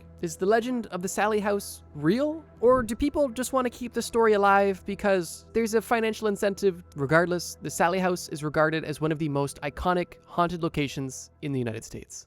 The year is 1885. You and your wife are pioneers in New South Wales, Australia, and you have just finished building a double-story late Victorian-style manor on the top of a hill overlooking your local town. This was you and your wife's dream homestead, and you built it with your very own hands. The construction was a labor of love, and now you could enjoy this manor for the rest of your life. This manor became known as the Monte Cristo Homestead, and you and your wife enjoyed it up until your deaths. After you and your wife were long gone and your family had no longer lived in the residence, the house essentially was left abandoned. There were caretakers, but unfortunately, the Monte Cristo Homestead fell into disrepair. That was until it was purchased by another couple, Reg and Olive Ryan, and they were dedicated to building this beautiful manor back to its former glory, and that's exactly what they did. They took it from a derelict, abandoned home to something that was actually habitable. And once again, the homestead was a home again. And it wasn't long after Reg and Olive moved in that things began to get weird. One late night, only a few days after the Ryans had officially moved in, they were heading home after an event, when they noticed that as they approached their house, they could see bright lights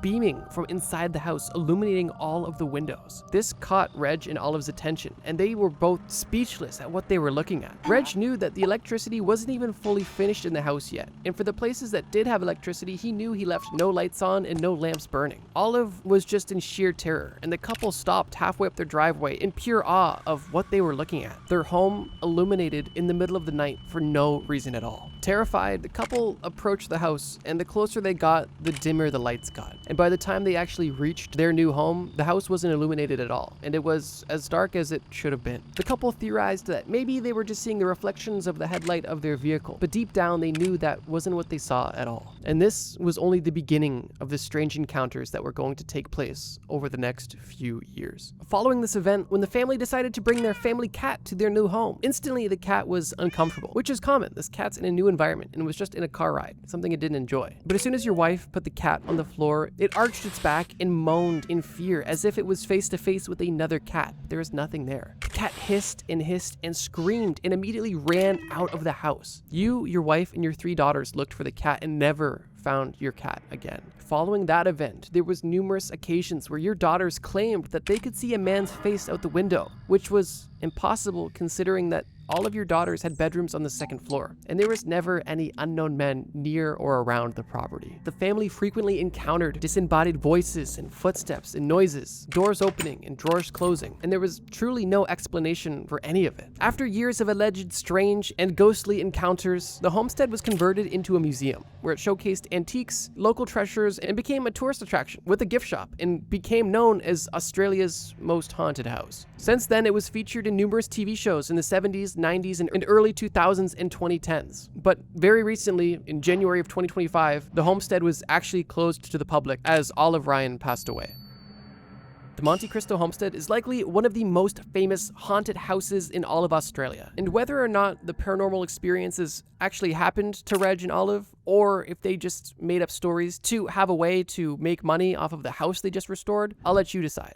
The year is 1907, and the Dutch have just finished building a beautiful office building for their railway developments in Indonesia. Why the Dutch had a rail company and headquarters in Indonesia is a different conversation. But regardless, this building existed, and it looks really cool, and operated until 1942. That's because the Japanese invaded Indonesia, and they wanted everything, including this beautiful office building. You might be asking yourself, did the Japanese just use it as their office building? Now it's their headquarters in Indonesia? And the answer is no, because once they had total control of this building, they turned an entire wing of the building into a dungeon, specifically for torture and executions, something that wasn't uncommon for the Japanese in World War II. From 1942 until 1945, the building was under Japanese control, until Dutch forces tried to overtake the building from the Japanese. And in October of 1945, a battle took place within the building from Dutch troops who entered through a tunnel underground. Although the Dutch weren't only fighting the Japanese, they were also fighting the Indonesians. And the battle lasted 3 days, and the Dutch eventually retreated. Once World War II ended, the Indonesian army took control of the complex, and it was restored and given back to the Indonesian Railway Company, not the Dutch Railway Company. And in 1992, it was officially considered cultural property of Indonesia. From 1992 until 2009, this building was essentially left to rot, and over this time, it was vandalized, and nature had begun to take it back, with mold growing, parts of the building collapsing and falling apart, and locals beginning to have interesting stories regarding this building. This building, with quite the history, is known as Lawang Sewu, and it is considered one of the most haunted locations in all of Indonesia. Lawang Sewu is very interesting, and its history alone is something to be researched and talked about. During the time that this building was left in disarray, many local teenagers would make it a challenge to touch the building, or go near the building, or go inside the building, or even in extreme cases, stay overnight in the building. This massive building with such a dark and long history became a bit of an icon for all the wrong reasons, and everyone essentially considered it to be an evil, haunted building with dark energy and dark spirits associated with it, which kind of makes sense. Like, just imagine how dark the energy is being in a building, knowing the history. The unspeakable things that happened in this building, I could only imagine left some sort of energetic residue. Regardless, this building became very popular with thrill seekers in Indonesia. And it was over this near 20-year stretch when this building was falling apart that people had many strange encounters within the walls. Hearing voices, hearing footsteps, seeing apparitions, being scratched, being touched. All of these took place within the walls. The Indonesian government actually had plans of restoring this building, but were hesitant to do so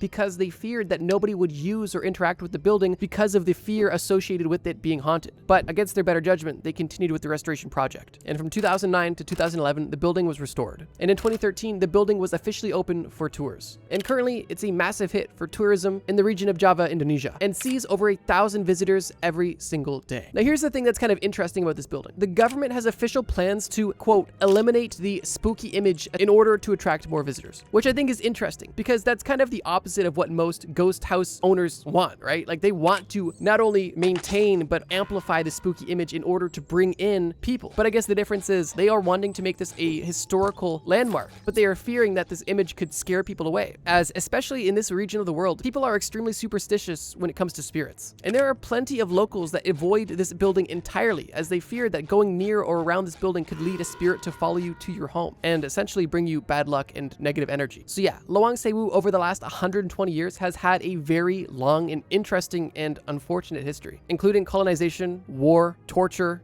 executions, and other unspeakable things, I'm sure. But as the government allowed this building to sit and rot, the locals decided to have some fun and found a little bit more than fun. And today, the government has restored this building to make it a historical landmark and are doing their best to make sure that nobody talks about the whole ghost part of this building, which is kind of funny. Definitely one of the more obscure entries in this list. Before we get to the last entry on this list, I just wanted to make a quick point. Originally, this video was supposed to have 10 entries, not 5. But because it takes so long to animate the stories associated with each of these sections, I decided to just essentially cut it in half. I didn't want to sacrifice the storytelling or the information for the sake of having more entries on the list. I say this because there is a ton of other crazy, obscure haunted locations that I want to talk about. So consider this video a part 1, and if you guys want that second part, leave a like or leave a comment and I will post another video about the craziest and most obscure haunted locations from around the world. Now, back to the final entry of this list.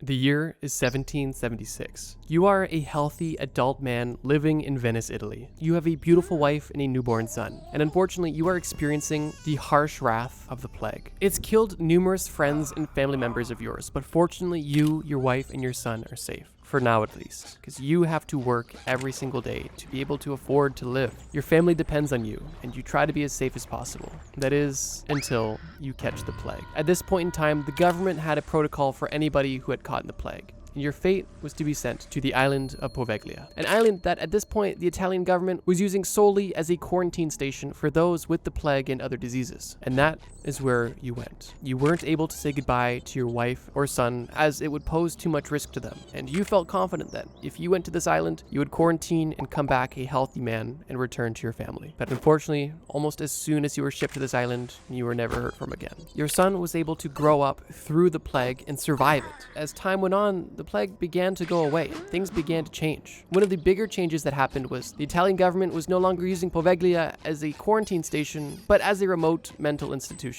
And unfortunately, your son, through the trauma that he experienced growing up in the plague, losing his father, and other hardships that he had in his life, found himself also on the island of Poveglia. This time, not because of the plague, but because of a mental disorder that was at the time not understood. The island of Poveglia at this point had claimed the lives of multiple generations in your family. But sadly, this wasn't unique to your family. Tens of thousands of people had perished on Poveglia Island. And it's because of that dark and death-filled history that Poveglia Island is regarded as not only one of the most haunted locations in Italy, but one of the most haunted locations in the entire world. From the late 1300s until the late 1900s, this small island was inhabited by people and used for multiple different reasons. The two primary reasons, the quarantine station and the mental asylum. There was likely an unspeakable amount of atrocities that took place on this island, and it's for that reason that after it was abandoned, people gained quite the interest in visiting it. The mental hospital was the last official use of this island, but when that institution closed in 1968, not only the building went abandoned, but the entire island became abandoned, leaving the buildings, the belongings, and the history to marinate. But it didn't take long for history buffs and thrill seekers to check it out for themselves. And that's when the legend began to grow of how haunted Poveglia Island really was. I've actually watched a video of somebody not doing a ghost hunt here, but just exploring the island. I believe it was Exploring with Josh I watched, and it's kind of unfortunate because although the history of this island is rather dark, the architecture is still beautiful, and the island itself is really unique. I could only imagine it would be a cool tourist attraction, kind of like the Italian version of Alcatraz. You know how that had a really dark history but became a popular tourist attraction. Even though this entire island has been off limits from the day it closed to today, it's not stopped people from going. And it appears that almost everybody who has gone there has come back with a story, which has led to numerous different paranormal TV shows and even paranormal YouTubers to explore the island for themselves. There are no real famous notable claims of hauntings or specific apparitions on this island. There is just a general consensus among people who have been there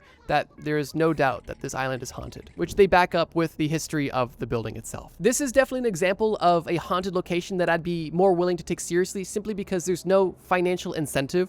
This isn't something that somebody owns. Nobody's really gonna make money off of making a legend out of this. It is an abandoned building with a dark history that I'm sure the Italian government just wanted to kind of decay into nothingness. Crazy missing persons cases that are still unsolved. Kenneth Lee Veach was born in Clark County, Las Vegas in 1967. He was always drawn to the nature that surrounded him, and throughout his adolescence into his adulthood loved anything that involved being outside and experiencing nature. Kenneth, or Kenny, was actually so passionate about his outdoor excursions that he had an entire YouTube channel dedicated to documenting his adventures, as well as his inventions, with the channel being named Snakebit McGee. The channel still exists to this day and has 73,000 subscribers, and it currently has 5 videos posted on it, with the most ominous being named M Cave Hike. The reason why this video is significant is what we'll be getting into, and is directly correlated with the mysterious disappearance of Kenny Veach. The year is 2014, and Kenny Veach is on YouTube looking at interesting videos, similar to what you're doing right now. And Kenny happened to stumble on a video that was rather obscure. It was a video of a son of an Area 51 technician, and in this video he was talking about things that his father had told him while drunk. After watching this video, Kenny left a comment describing a very odd situation he experienced near Area 51 himself. In the comment, he mentioned that when he was hiking in the Sheep Range, which is very close to Area 51, he discovered a cave that was shaped like the letter M. As he approached this cave, the cave made his body vibrate, and the closer that he got to this cave, the more that his body began to vibrate and feel unease. He described the feeling as uncomfortable and made him feel scared, so scared in fact that he didn't approach the cave any further, and actually did the exact opposite, fleeing from the cave immediately and going directly back to his car, cutting his hike short. This comment was simply intended to share a peculiar story that happened also with Area 51, but his comment quickly gained attention. People began to reply to Kenny's comment, either questioning the authenticity behind it, sharing sympathy, or even motivating him to go and revisit this location to find the truth and dig deeper on what exactly was going on. After getting enough responses of people either telling him his story was fake or telling him that he needs to prove his claim or seek more truth by revisiting the cave, he planned a second trip. And in October of 2014, Kenny Veach returned to the Sheep Range outside of Area 51 in an attempt to locate the M-shaped cave. This second trip was documented, and that documentation is the video titled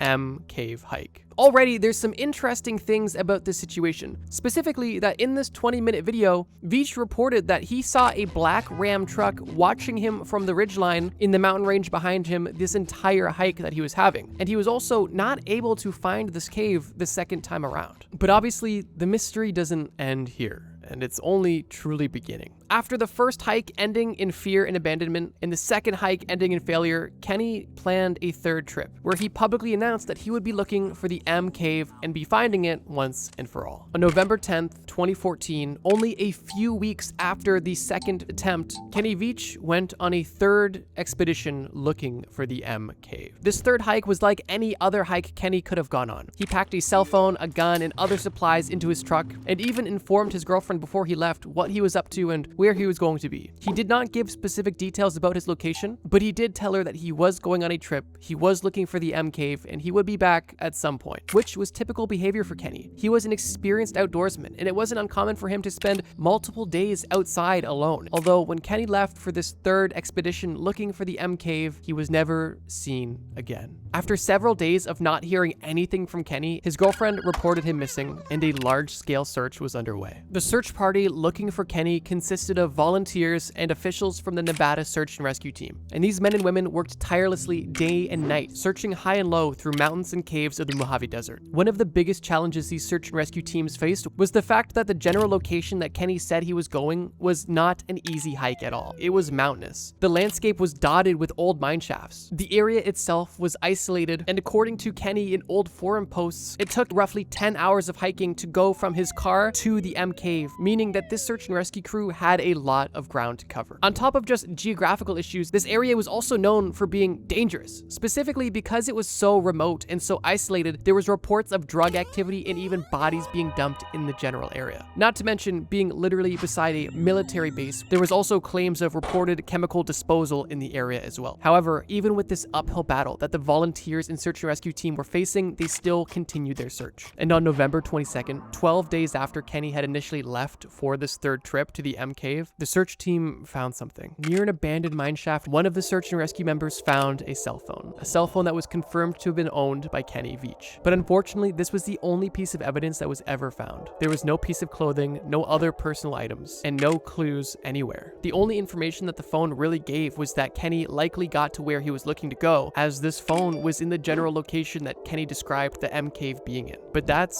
where the facts end and the speculation begins. Because after the disappearance of Kenny Veach gained attention, people began to have a plethora of theories. Likely the most possible and accepted conclusion to the story actually comes from Kenny's girlfriend herself. As years after this entire situation happened, she was informed that Kenny's story was going viral online, and she felt compelled to leave a comment on Kenny's M cave hike video. The comment is long, and if you want to read it in its entirety, on screen is a screenshot, and I will quickly mention the main points Kenny's girlfriend Sharon makes. One of the biggest revelations that Sharon shares in this comment was that Kenny had been struggling with depression for many years. She, being his girlfriend, was obviously aware of this, and he had opened up to her, and he had made it clear to her that in the time leading up to his disappearance, it was progressively getting worse. And Kenny had even expressed his thoughts of suicide to Sharon directly. That alone is extremely upsetting, both for Kenny and for his girlfriend, who had to carry that burden with him. And if you or a loved one have experienced depression, then you know how upsetting even that part of the story is. One chilling quote Kenny mentioned to Sharon was that if he ever decided to end things, quote, "No one will ever find me." On top of sharing this quote, she also stated a very interesting fact, that Kenny had not taken his video camera for this third attempt to find the M cave, which was odd because his second attempt was filmed. And he even hyped up his third attempt in video. So why would he not bring his camera on a trip that he publicly said he would be filming? Sharon claims that he didn't take his camera because he obviously didn't intend to record anything. On top of sharing facts, Sharon also shared a few of her own suspicions. She believes that Kenny specifically left his phone in a mineshaft to avoid being tracked. And she even states explicitly that, quote,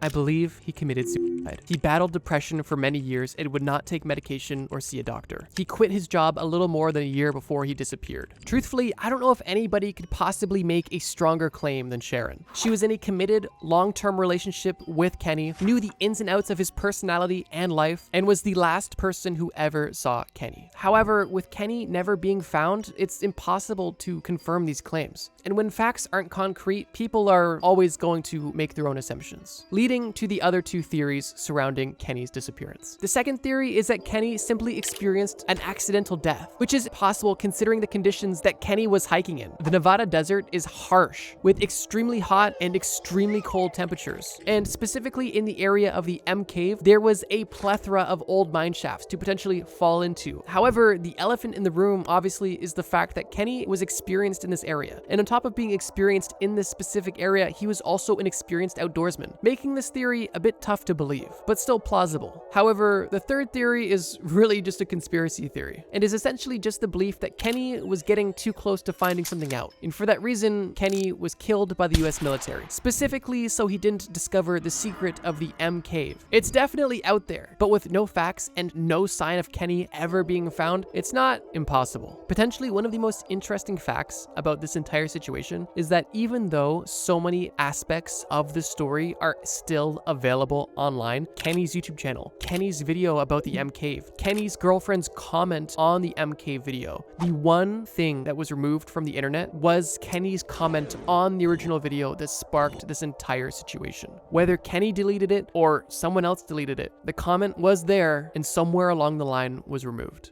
Nobody truly knows what happened to Kenny Veach and where he may be today, dead or alive. It's Saturday, October the 21st, 1978. Relatively new pilot Frederick Valentich was embarking on a short training flight in a Cessna 128L light aircraft. The flight itself wasn't extremely long, only 232 kilometers or 125 nautical miles. And this flight was connecting Melbourne, Australia to King Island following the Bass Strait. At this point, Frederick had 150 total flight hours and even held a Class 4 instrument rating, which authorized him to fly at night with the restriction of only being able to fly at night in visible meteorological conditions, essentially meaning clear enough skies to be able to see the ground, terrain, and other aircraft. Frederick had also applied twice to enlist in the Royal Australian Air Force, but was rejected each time due to inadequate educational qualifications. Although as determined as Frederick was to become a pilot, his grades weren't necessarily reflecting his passion. On top of actively taking training flights and also being in the Air Training Corps for the Australian Air Force, Frederick was also studying to become a commercial pilot as well. Although, even with all of his training, he failed all 5 of his commercial license exams twice. Even with failed exams and rejected applications, Frederick was motivated to fly. And this brings us back to October 21st, 1978. Frederick's takeoff was normal, and the beginning of his flight appeared to be relatively calm and uneventful. Although things began to get peculiar when he radioed to the Melbourne Flight Service at 7:06 p.m. It was in this radio message that he reported an unidentified aircraft that was following him at 4,500 feet. Air traffic control confirmed that there was no traffic at that level, although Frederick was certain that he was seeing something. Frederick replied stating that he could see a large unknown aircraft, which appeared to be illuminated but couldn't confirm the exact type of plane he was looking at. And then quickly after confirmed that this plane had passed over him, roughly 1,000 feet above him, moving at a very fast speed. Once again, air traffic control had no answers. Almost immediately after, Frederick radioed in again, saying that this aircraft was orbiting above him and that it had a shiny metal surface with a green light on it. And then also stated that this other pilot might be purposely toying with him in his aircraft. And it was with his next radio message that Frederick revealed something concerning. He was experiencing engine problems. But before Frederick could even finish his sentence, air traffic control was asking him, what kind of plane is this? To which Frederick could only say,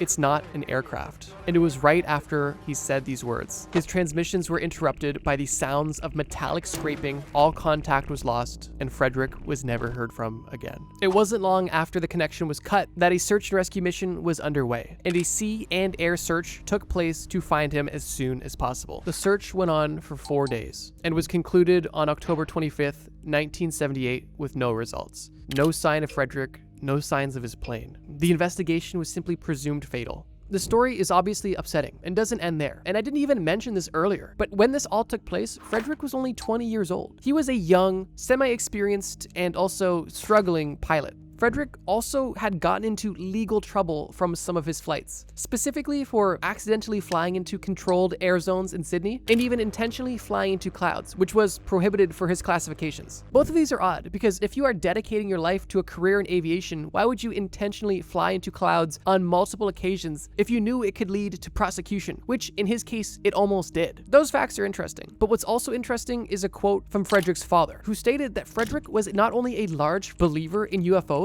but was also seriously worried about being attacked by them on his flights. It's even stated that 6 days before his disappearance, Frederick talked to his girlfriend specifically about the possibility that a UFO could take him away. And potentially what's most odd about this entire flight that Frederick took was the fact that he never told anybody the truth of why he was taking this flight. Sure, it was a relatively standard training flight, but why on a Saturday evening? His flight took off at 6 p.m. and it was a multi-hour flight. It's reported that Frederick told flight officials that he was just going to King Island to pick up some friends and fly them back. But it's also reported that he told other officials that he was going to pick up crayfish. And after the disappearance happened, investigations confirmed that both of these stated reasons were untrue. But that's where the facts end. And once again, where the speculation begins to run wild. All we know is that we have a 20-year-old struggling pilot in training who has an interesting obsession and fear of UFOs, who took a mysterious flight from Melbourne to King Island, and during this flight claimed to have seen a UFO and was never seen again. But it's curious to think of what could have possibly happened. And obviously, since 46 years have passed since this entire situation happened, some theories have popped up. One of the official suspicions comes from the Western Australia Department of Transportation, who stated that Frederick became disoriented, saw his own lights reflected in the water, or saw a nearby island while flying upside down, which is potentially plausible, but there was no communication indicating that Frederick was in such a situation that would have left him upside down. Some people believe that Frederick actually staged his own disappearance, and instead of going to King Island, was actually going to Cape Otway,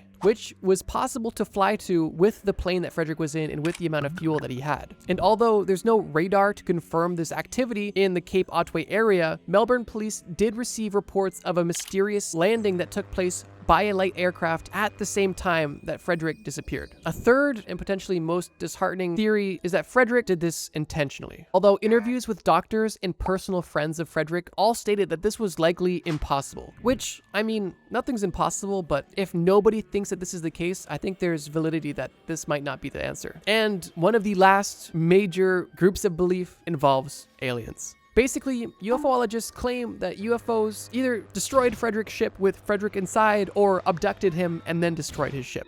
And you could potentially put some validity on these claims due to what Frederick was actually saying in his radio comms. Those are kind of three of the initial theories, but there are actually more modern theories that are definitely worth mentioning. The first comes from Brian Dunning, who made the observation that the movie Close Encounters of the Third Kind came out a few years before this entire situation, and the things that Frederick was saying on the radio kind of sounded similar from some of the dialogue from the movie, not to mention the fact that this movie was also popular with pilots. So with that information, Dunning ultimately speculated that Frederick likely was trying to reenact the scene in real life for his own, personal enjoyment. He was deliberately flying his aircraft in a sporadic manner to kind of put on a show for air traffic controllers, but within him having this fun and saying these lies and flying in an unsafe way, he essentially became disoriented and crashed unintentionally. I'm not sure how valid it is, but I think it's interesting to consider, specifically knowing that he did intentionally fly into clouds when he wasn't supposed to, so it's not like he wasn't against breaking the rules. So if you really loved this movie and really loved aliens, maybe he thought it'd be cool to take a little flight, tell the story on the way, and then once he came back, he'd be like, wow, that was crazy, I had a UFO encounter, and just basically allow that legend to live on as part of his personal lore. But like I mentioned, these are all speculations, and the mystery of the missing pilot, Frederick Valentich, remains to this day unsolved,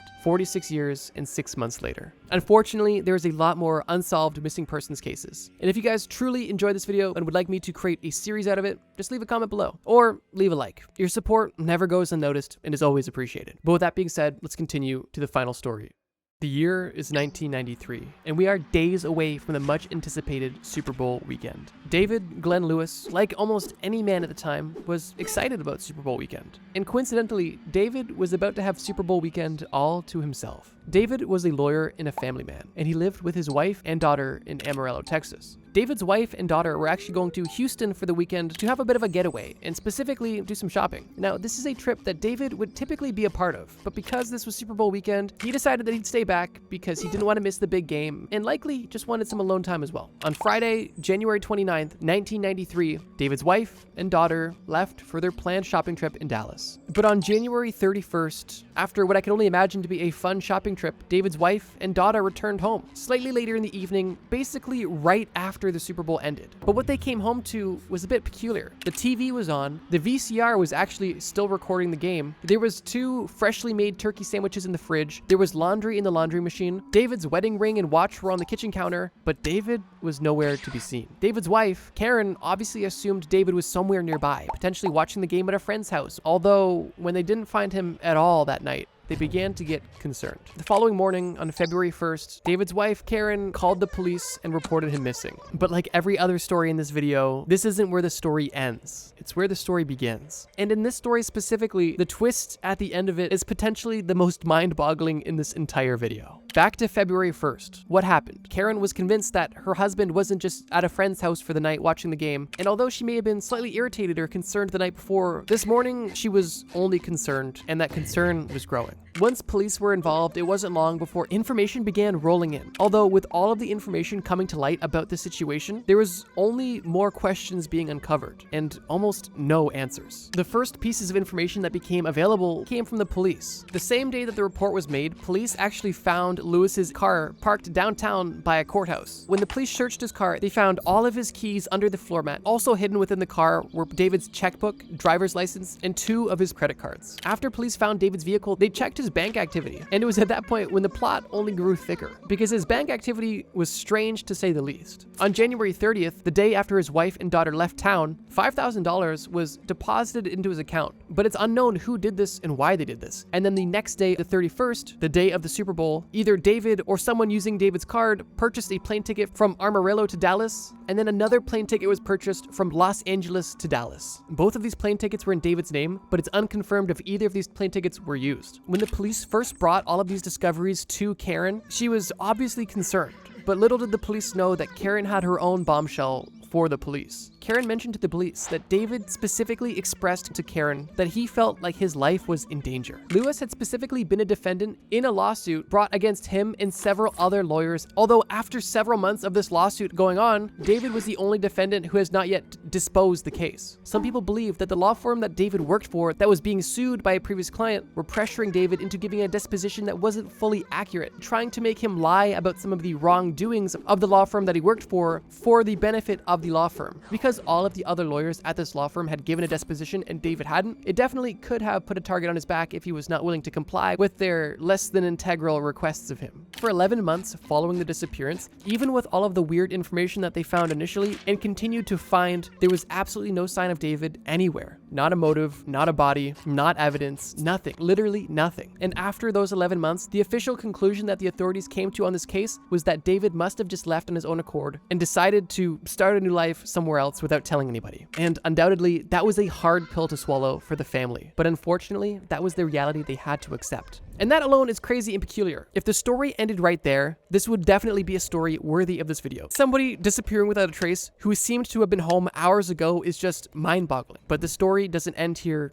at all, because 10 years after the case was closed, a bombshell was dropped on the entire situation. In 2004, just over 10 years after David initially went missing, a bored police officer in Washington state was researching cold cases while on duty. Something this police officer likely did often. And on this specific day, this police officer had stumbled on the case of David Glenn Lewis. At first, the story was like many others that he read, but what caught his attention was the photo associated with this missing person. This police officer took one look at David and realized that this was somebody that he had not only seen before, but this was a man that he had found dead 10 years ago. This person that he had found dead in 1993 was actually a hit and run case. And because he was so sure that he had seen this man before, he did a bit more digging and tried to line up the dates. And he was able to confirm that the man that he had found dead, he had found only a day after David Lewis was reported missing, meaning that the timelines added up and he had some further digging to do. This is where things get even more strange, because the person this police officer found in Washington state in this hit and run case, although he looked like David Lewis, he didn't have any identification of being David Lewis. He was an unknown person wearing military fatigues walking down the side of the highway with no ID and no personal belongings at all. And unfortunately, he was struck by a vehicle and left for dead, which is where the police officer eventually found him. But even though this police officer was certain that these people looked the exact same, and the dates kind of lined up, how could he be sure that these two people were the same person? After all, this hit and run case took place 1,600 miles from where David Lewis supposedly disappeared from. And although there was plane tickets on David Lewis's credit cards, none of them involved Washington state. So the only way this police officer could know for certain was by getting a DNA test done, which after some time and some convincing, he was able to have the DNA test performed. And the results from that test confirmed that this unnamed man that was found dead on the side of the road on February 1st, 1993 in Washington state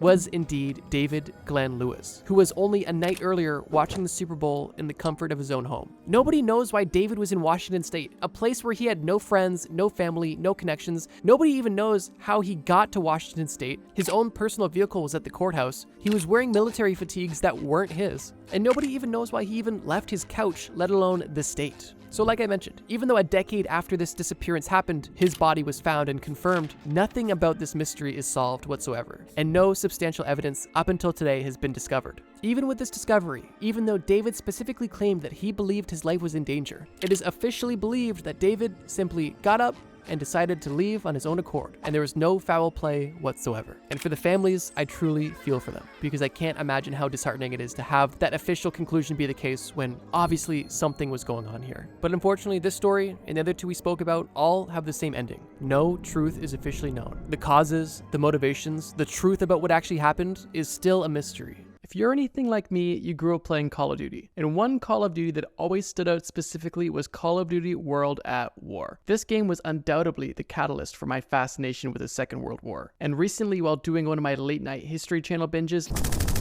I came across some really interesting weapons. So in this video, I put together a list of some of the weirdest and most obscure weapons from World War II. Oh, and these are going to start weird, but get even weirder. First up, we have the Krumlauf, which is a German invention.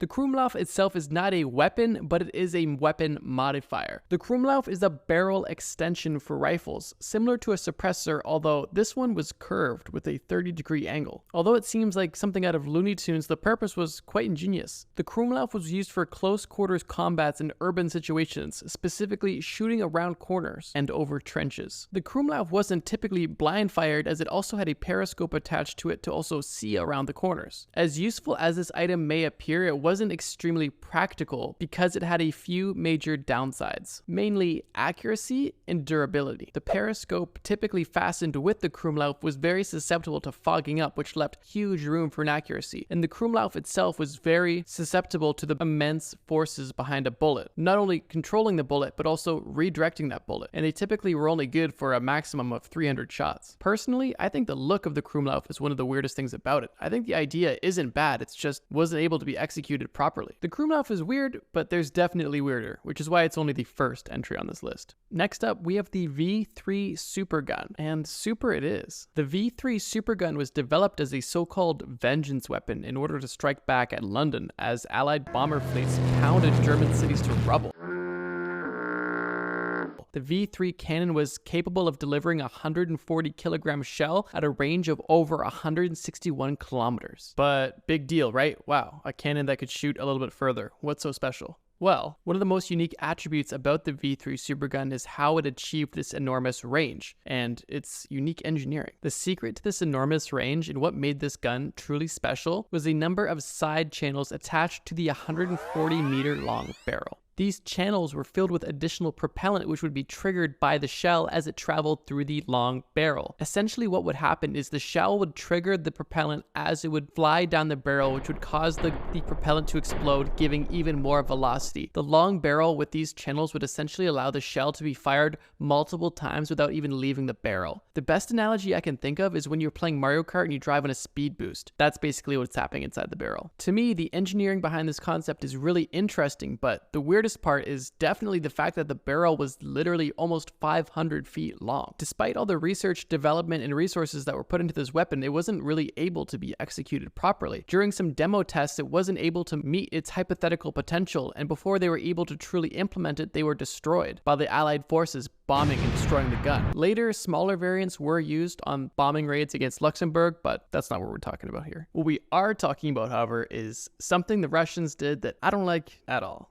And you're not going to like it either. That being anti-tank dogs. Yeah, this one is exactly how it sounds, unfortunately. The Russians were strapping bombs to dogs for them to detonate under tanks. How they do this? Well, in training, they would starve these dogs and then hide food under stationary tanks so the dogs would know to look under tanks for food. They would then bring these same dogs to the battlefield with bombs strapped on their backs. The idea was that the dog would run under an enemy tank and then the bomb on its back would explode. Besides this being extremely primitive and brutal, this technique was also extremely ineffective. On the battlefield, these dogs were extremely scared of these tanks charging towards them, and combined with enemy fire, they wanted nothing to do with these enemy tanks. Also, some of these dogs would go back towards Russian tanks, hiding below them, causing friendly fire.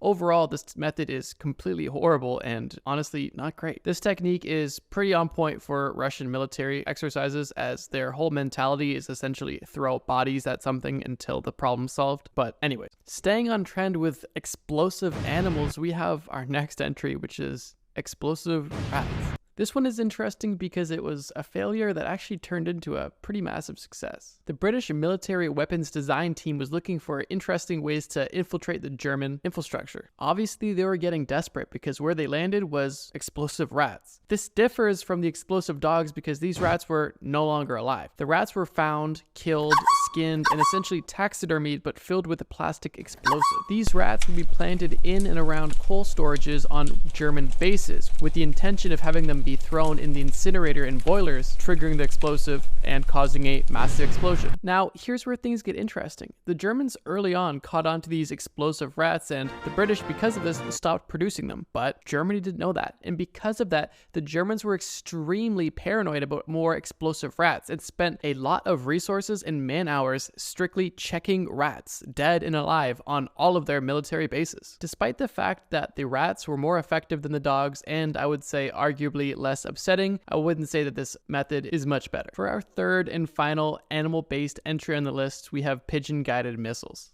Yep, you heard me right. Pigeon-guided missiles. But unfortunately, it's not as cool as it sounds. The birds that your grandma likes to throw bread at isn't also a double agent. Their primitive brains were just used for tracking, which is still pretty interesting. B.F. Skinner was a psychologist and a passionate pigeon trainer who believed that pigeons could be useful weapons of war. He was ultimately able to prove his theory right, as he was able to teach pigeons how to recognize targets and aim weapons accordingly. The pigeons had specially designed cockpits inside of these missiles which allowed them to peck their way to pick the direction they wanted the missile to go, pecking up, down, left, or right to control the missile accordingly. It's strange and insane to think that pigeons can be trained to literally guide missiles, but it's also kind of unfortunate that these birds were unintentional kamikazes. What was intentional, however, was our next entry, the Japanese Fugu balloon bomb. These bombs were extremely primitive in nature, being constructed solely out of paper. These paper bombs were huge, 33 feet in diameter for the most part, and could lift up to 1,000 pounds, but all they were lifting were 33-pound anti-personnel fragmentation bombs. The Japanese released these bombs into the Pacific jet stream, which would silently carry these large devices from Japan to the US without any pilot, and the trip would take several days. Despite releasing thousands of these devices, the balloon bomb was extremely ineffective, not to mention resource intensive. It took up to 30 minutes to an hour to prepare one balloon and required 30 hands on deck to create one. During the war, there was only 6 casualties reported from the balloon. A minister's wife and 5 Sunday school children were on a fishing trip encountered the balloon near Oregon, and sadly they fell victim to it. Although for this weapon to be considered successful, it would mean the death of people, which is obviously unfortunate. It is kind of laughable how ineffective this weapon was, considering all the time and energy that went into it. Finally, we have the last entry of this list, the Pajantrum. The Pajantrum never saw combat, but for reasons we'll get into, was a fan favorite amongst civilians.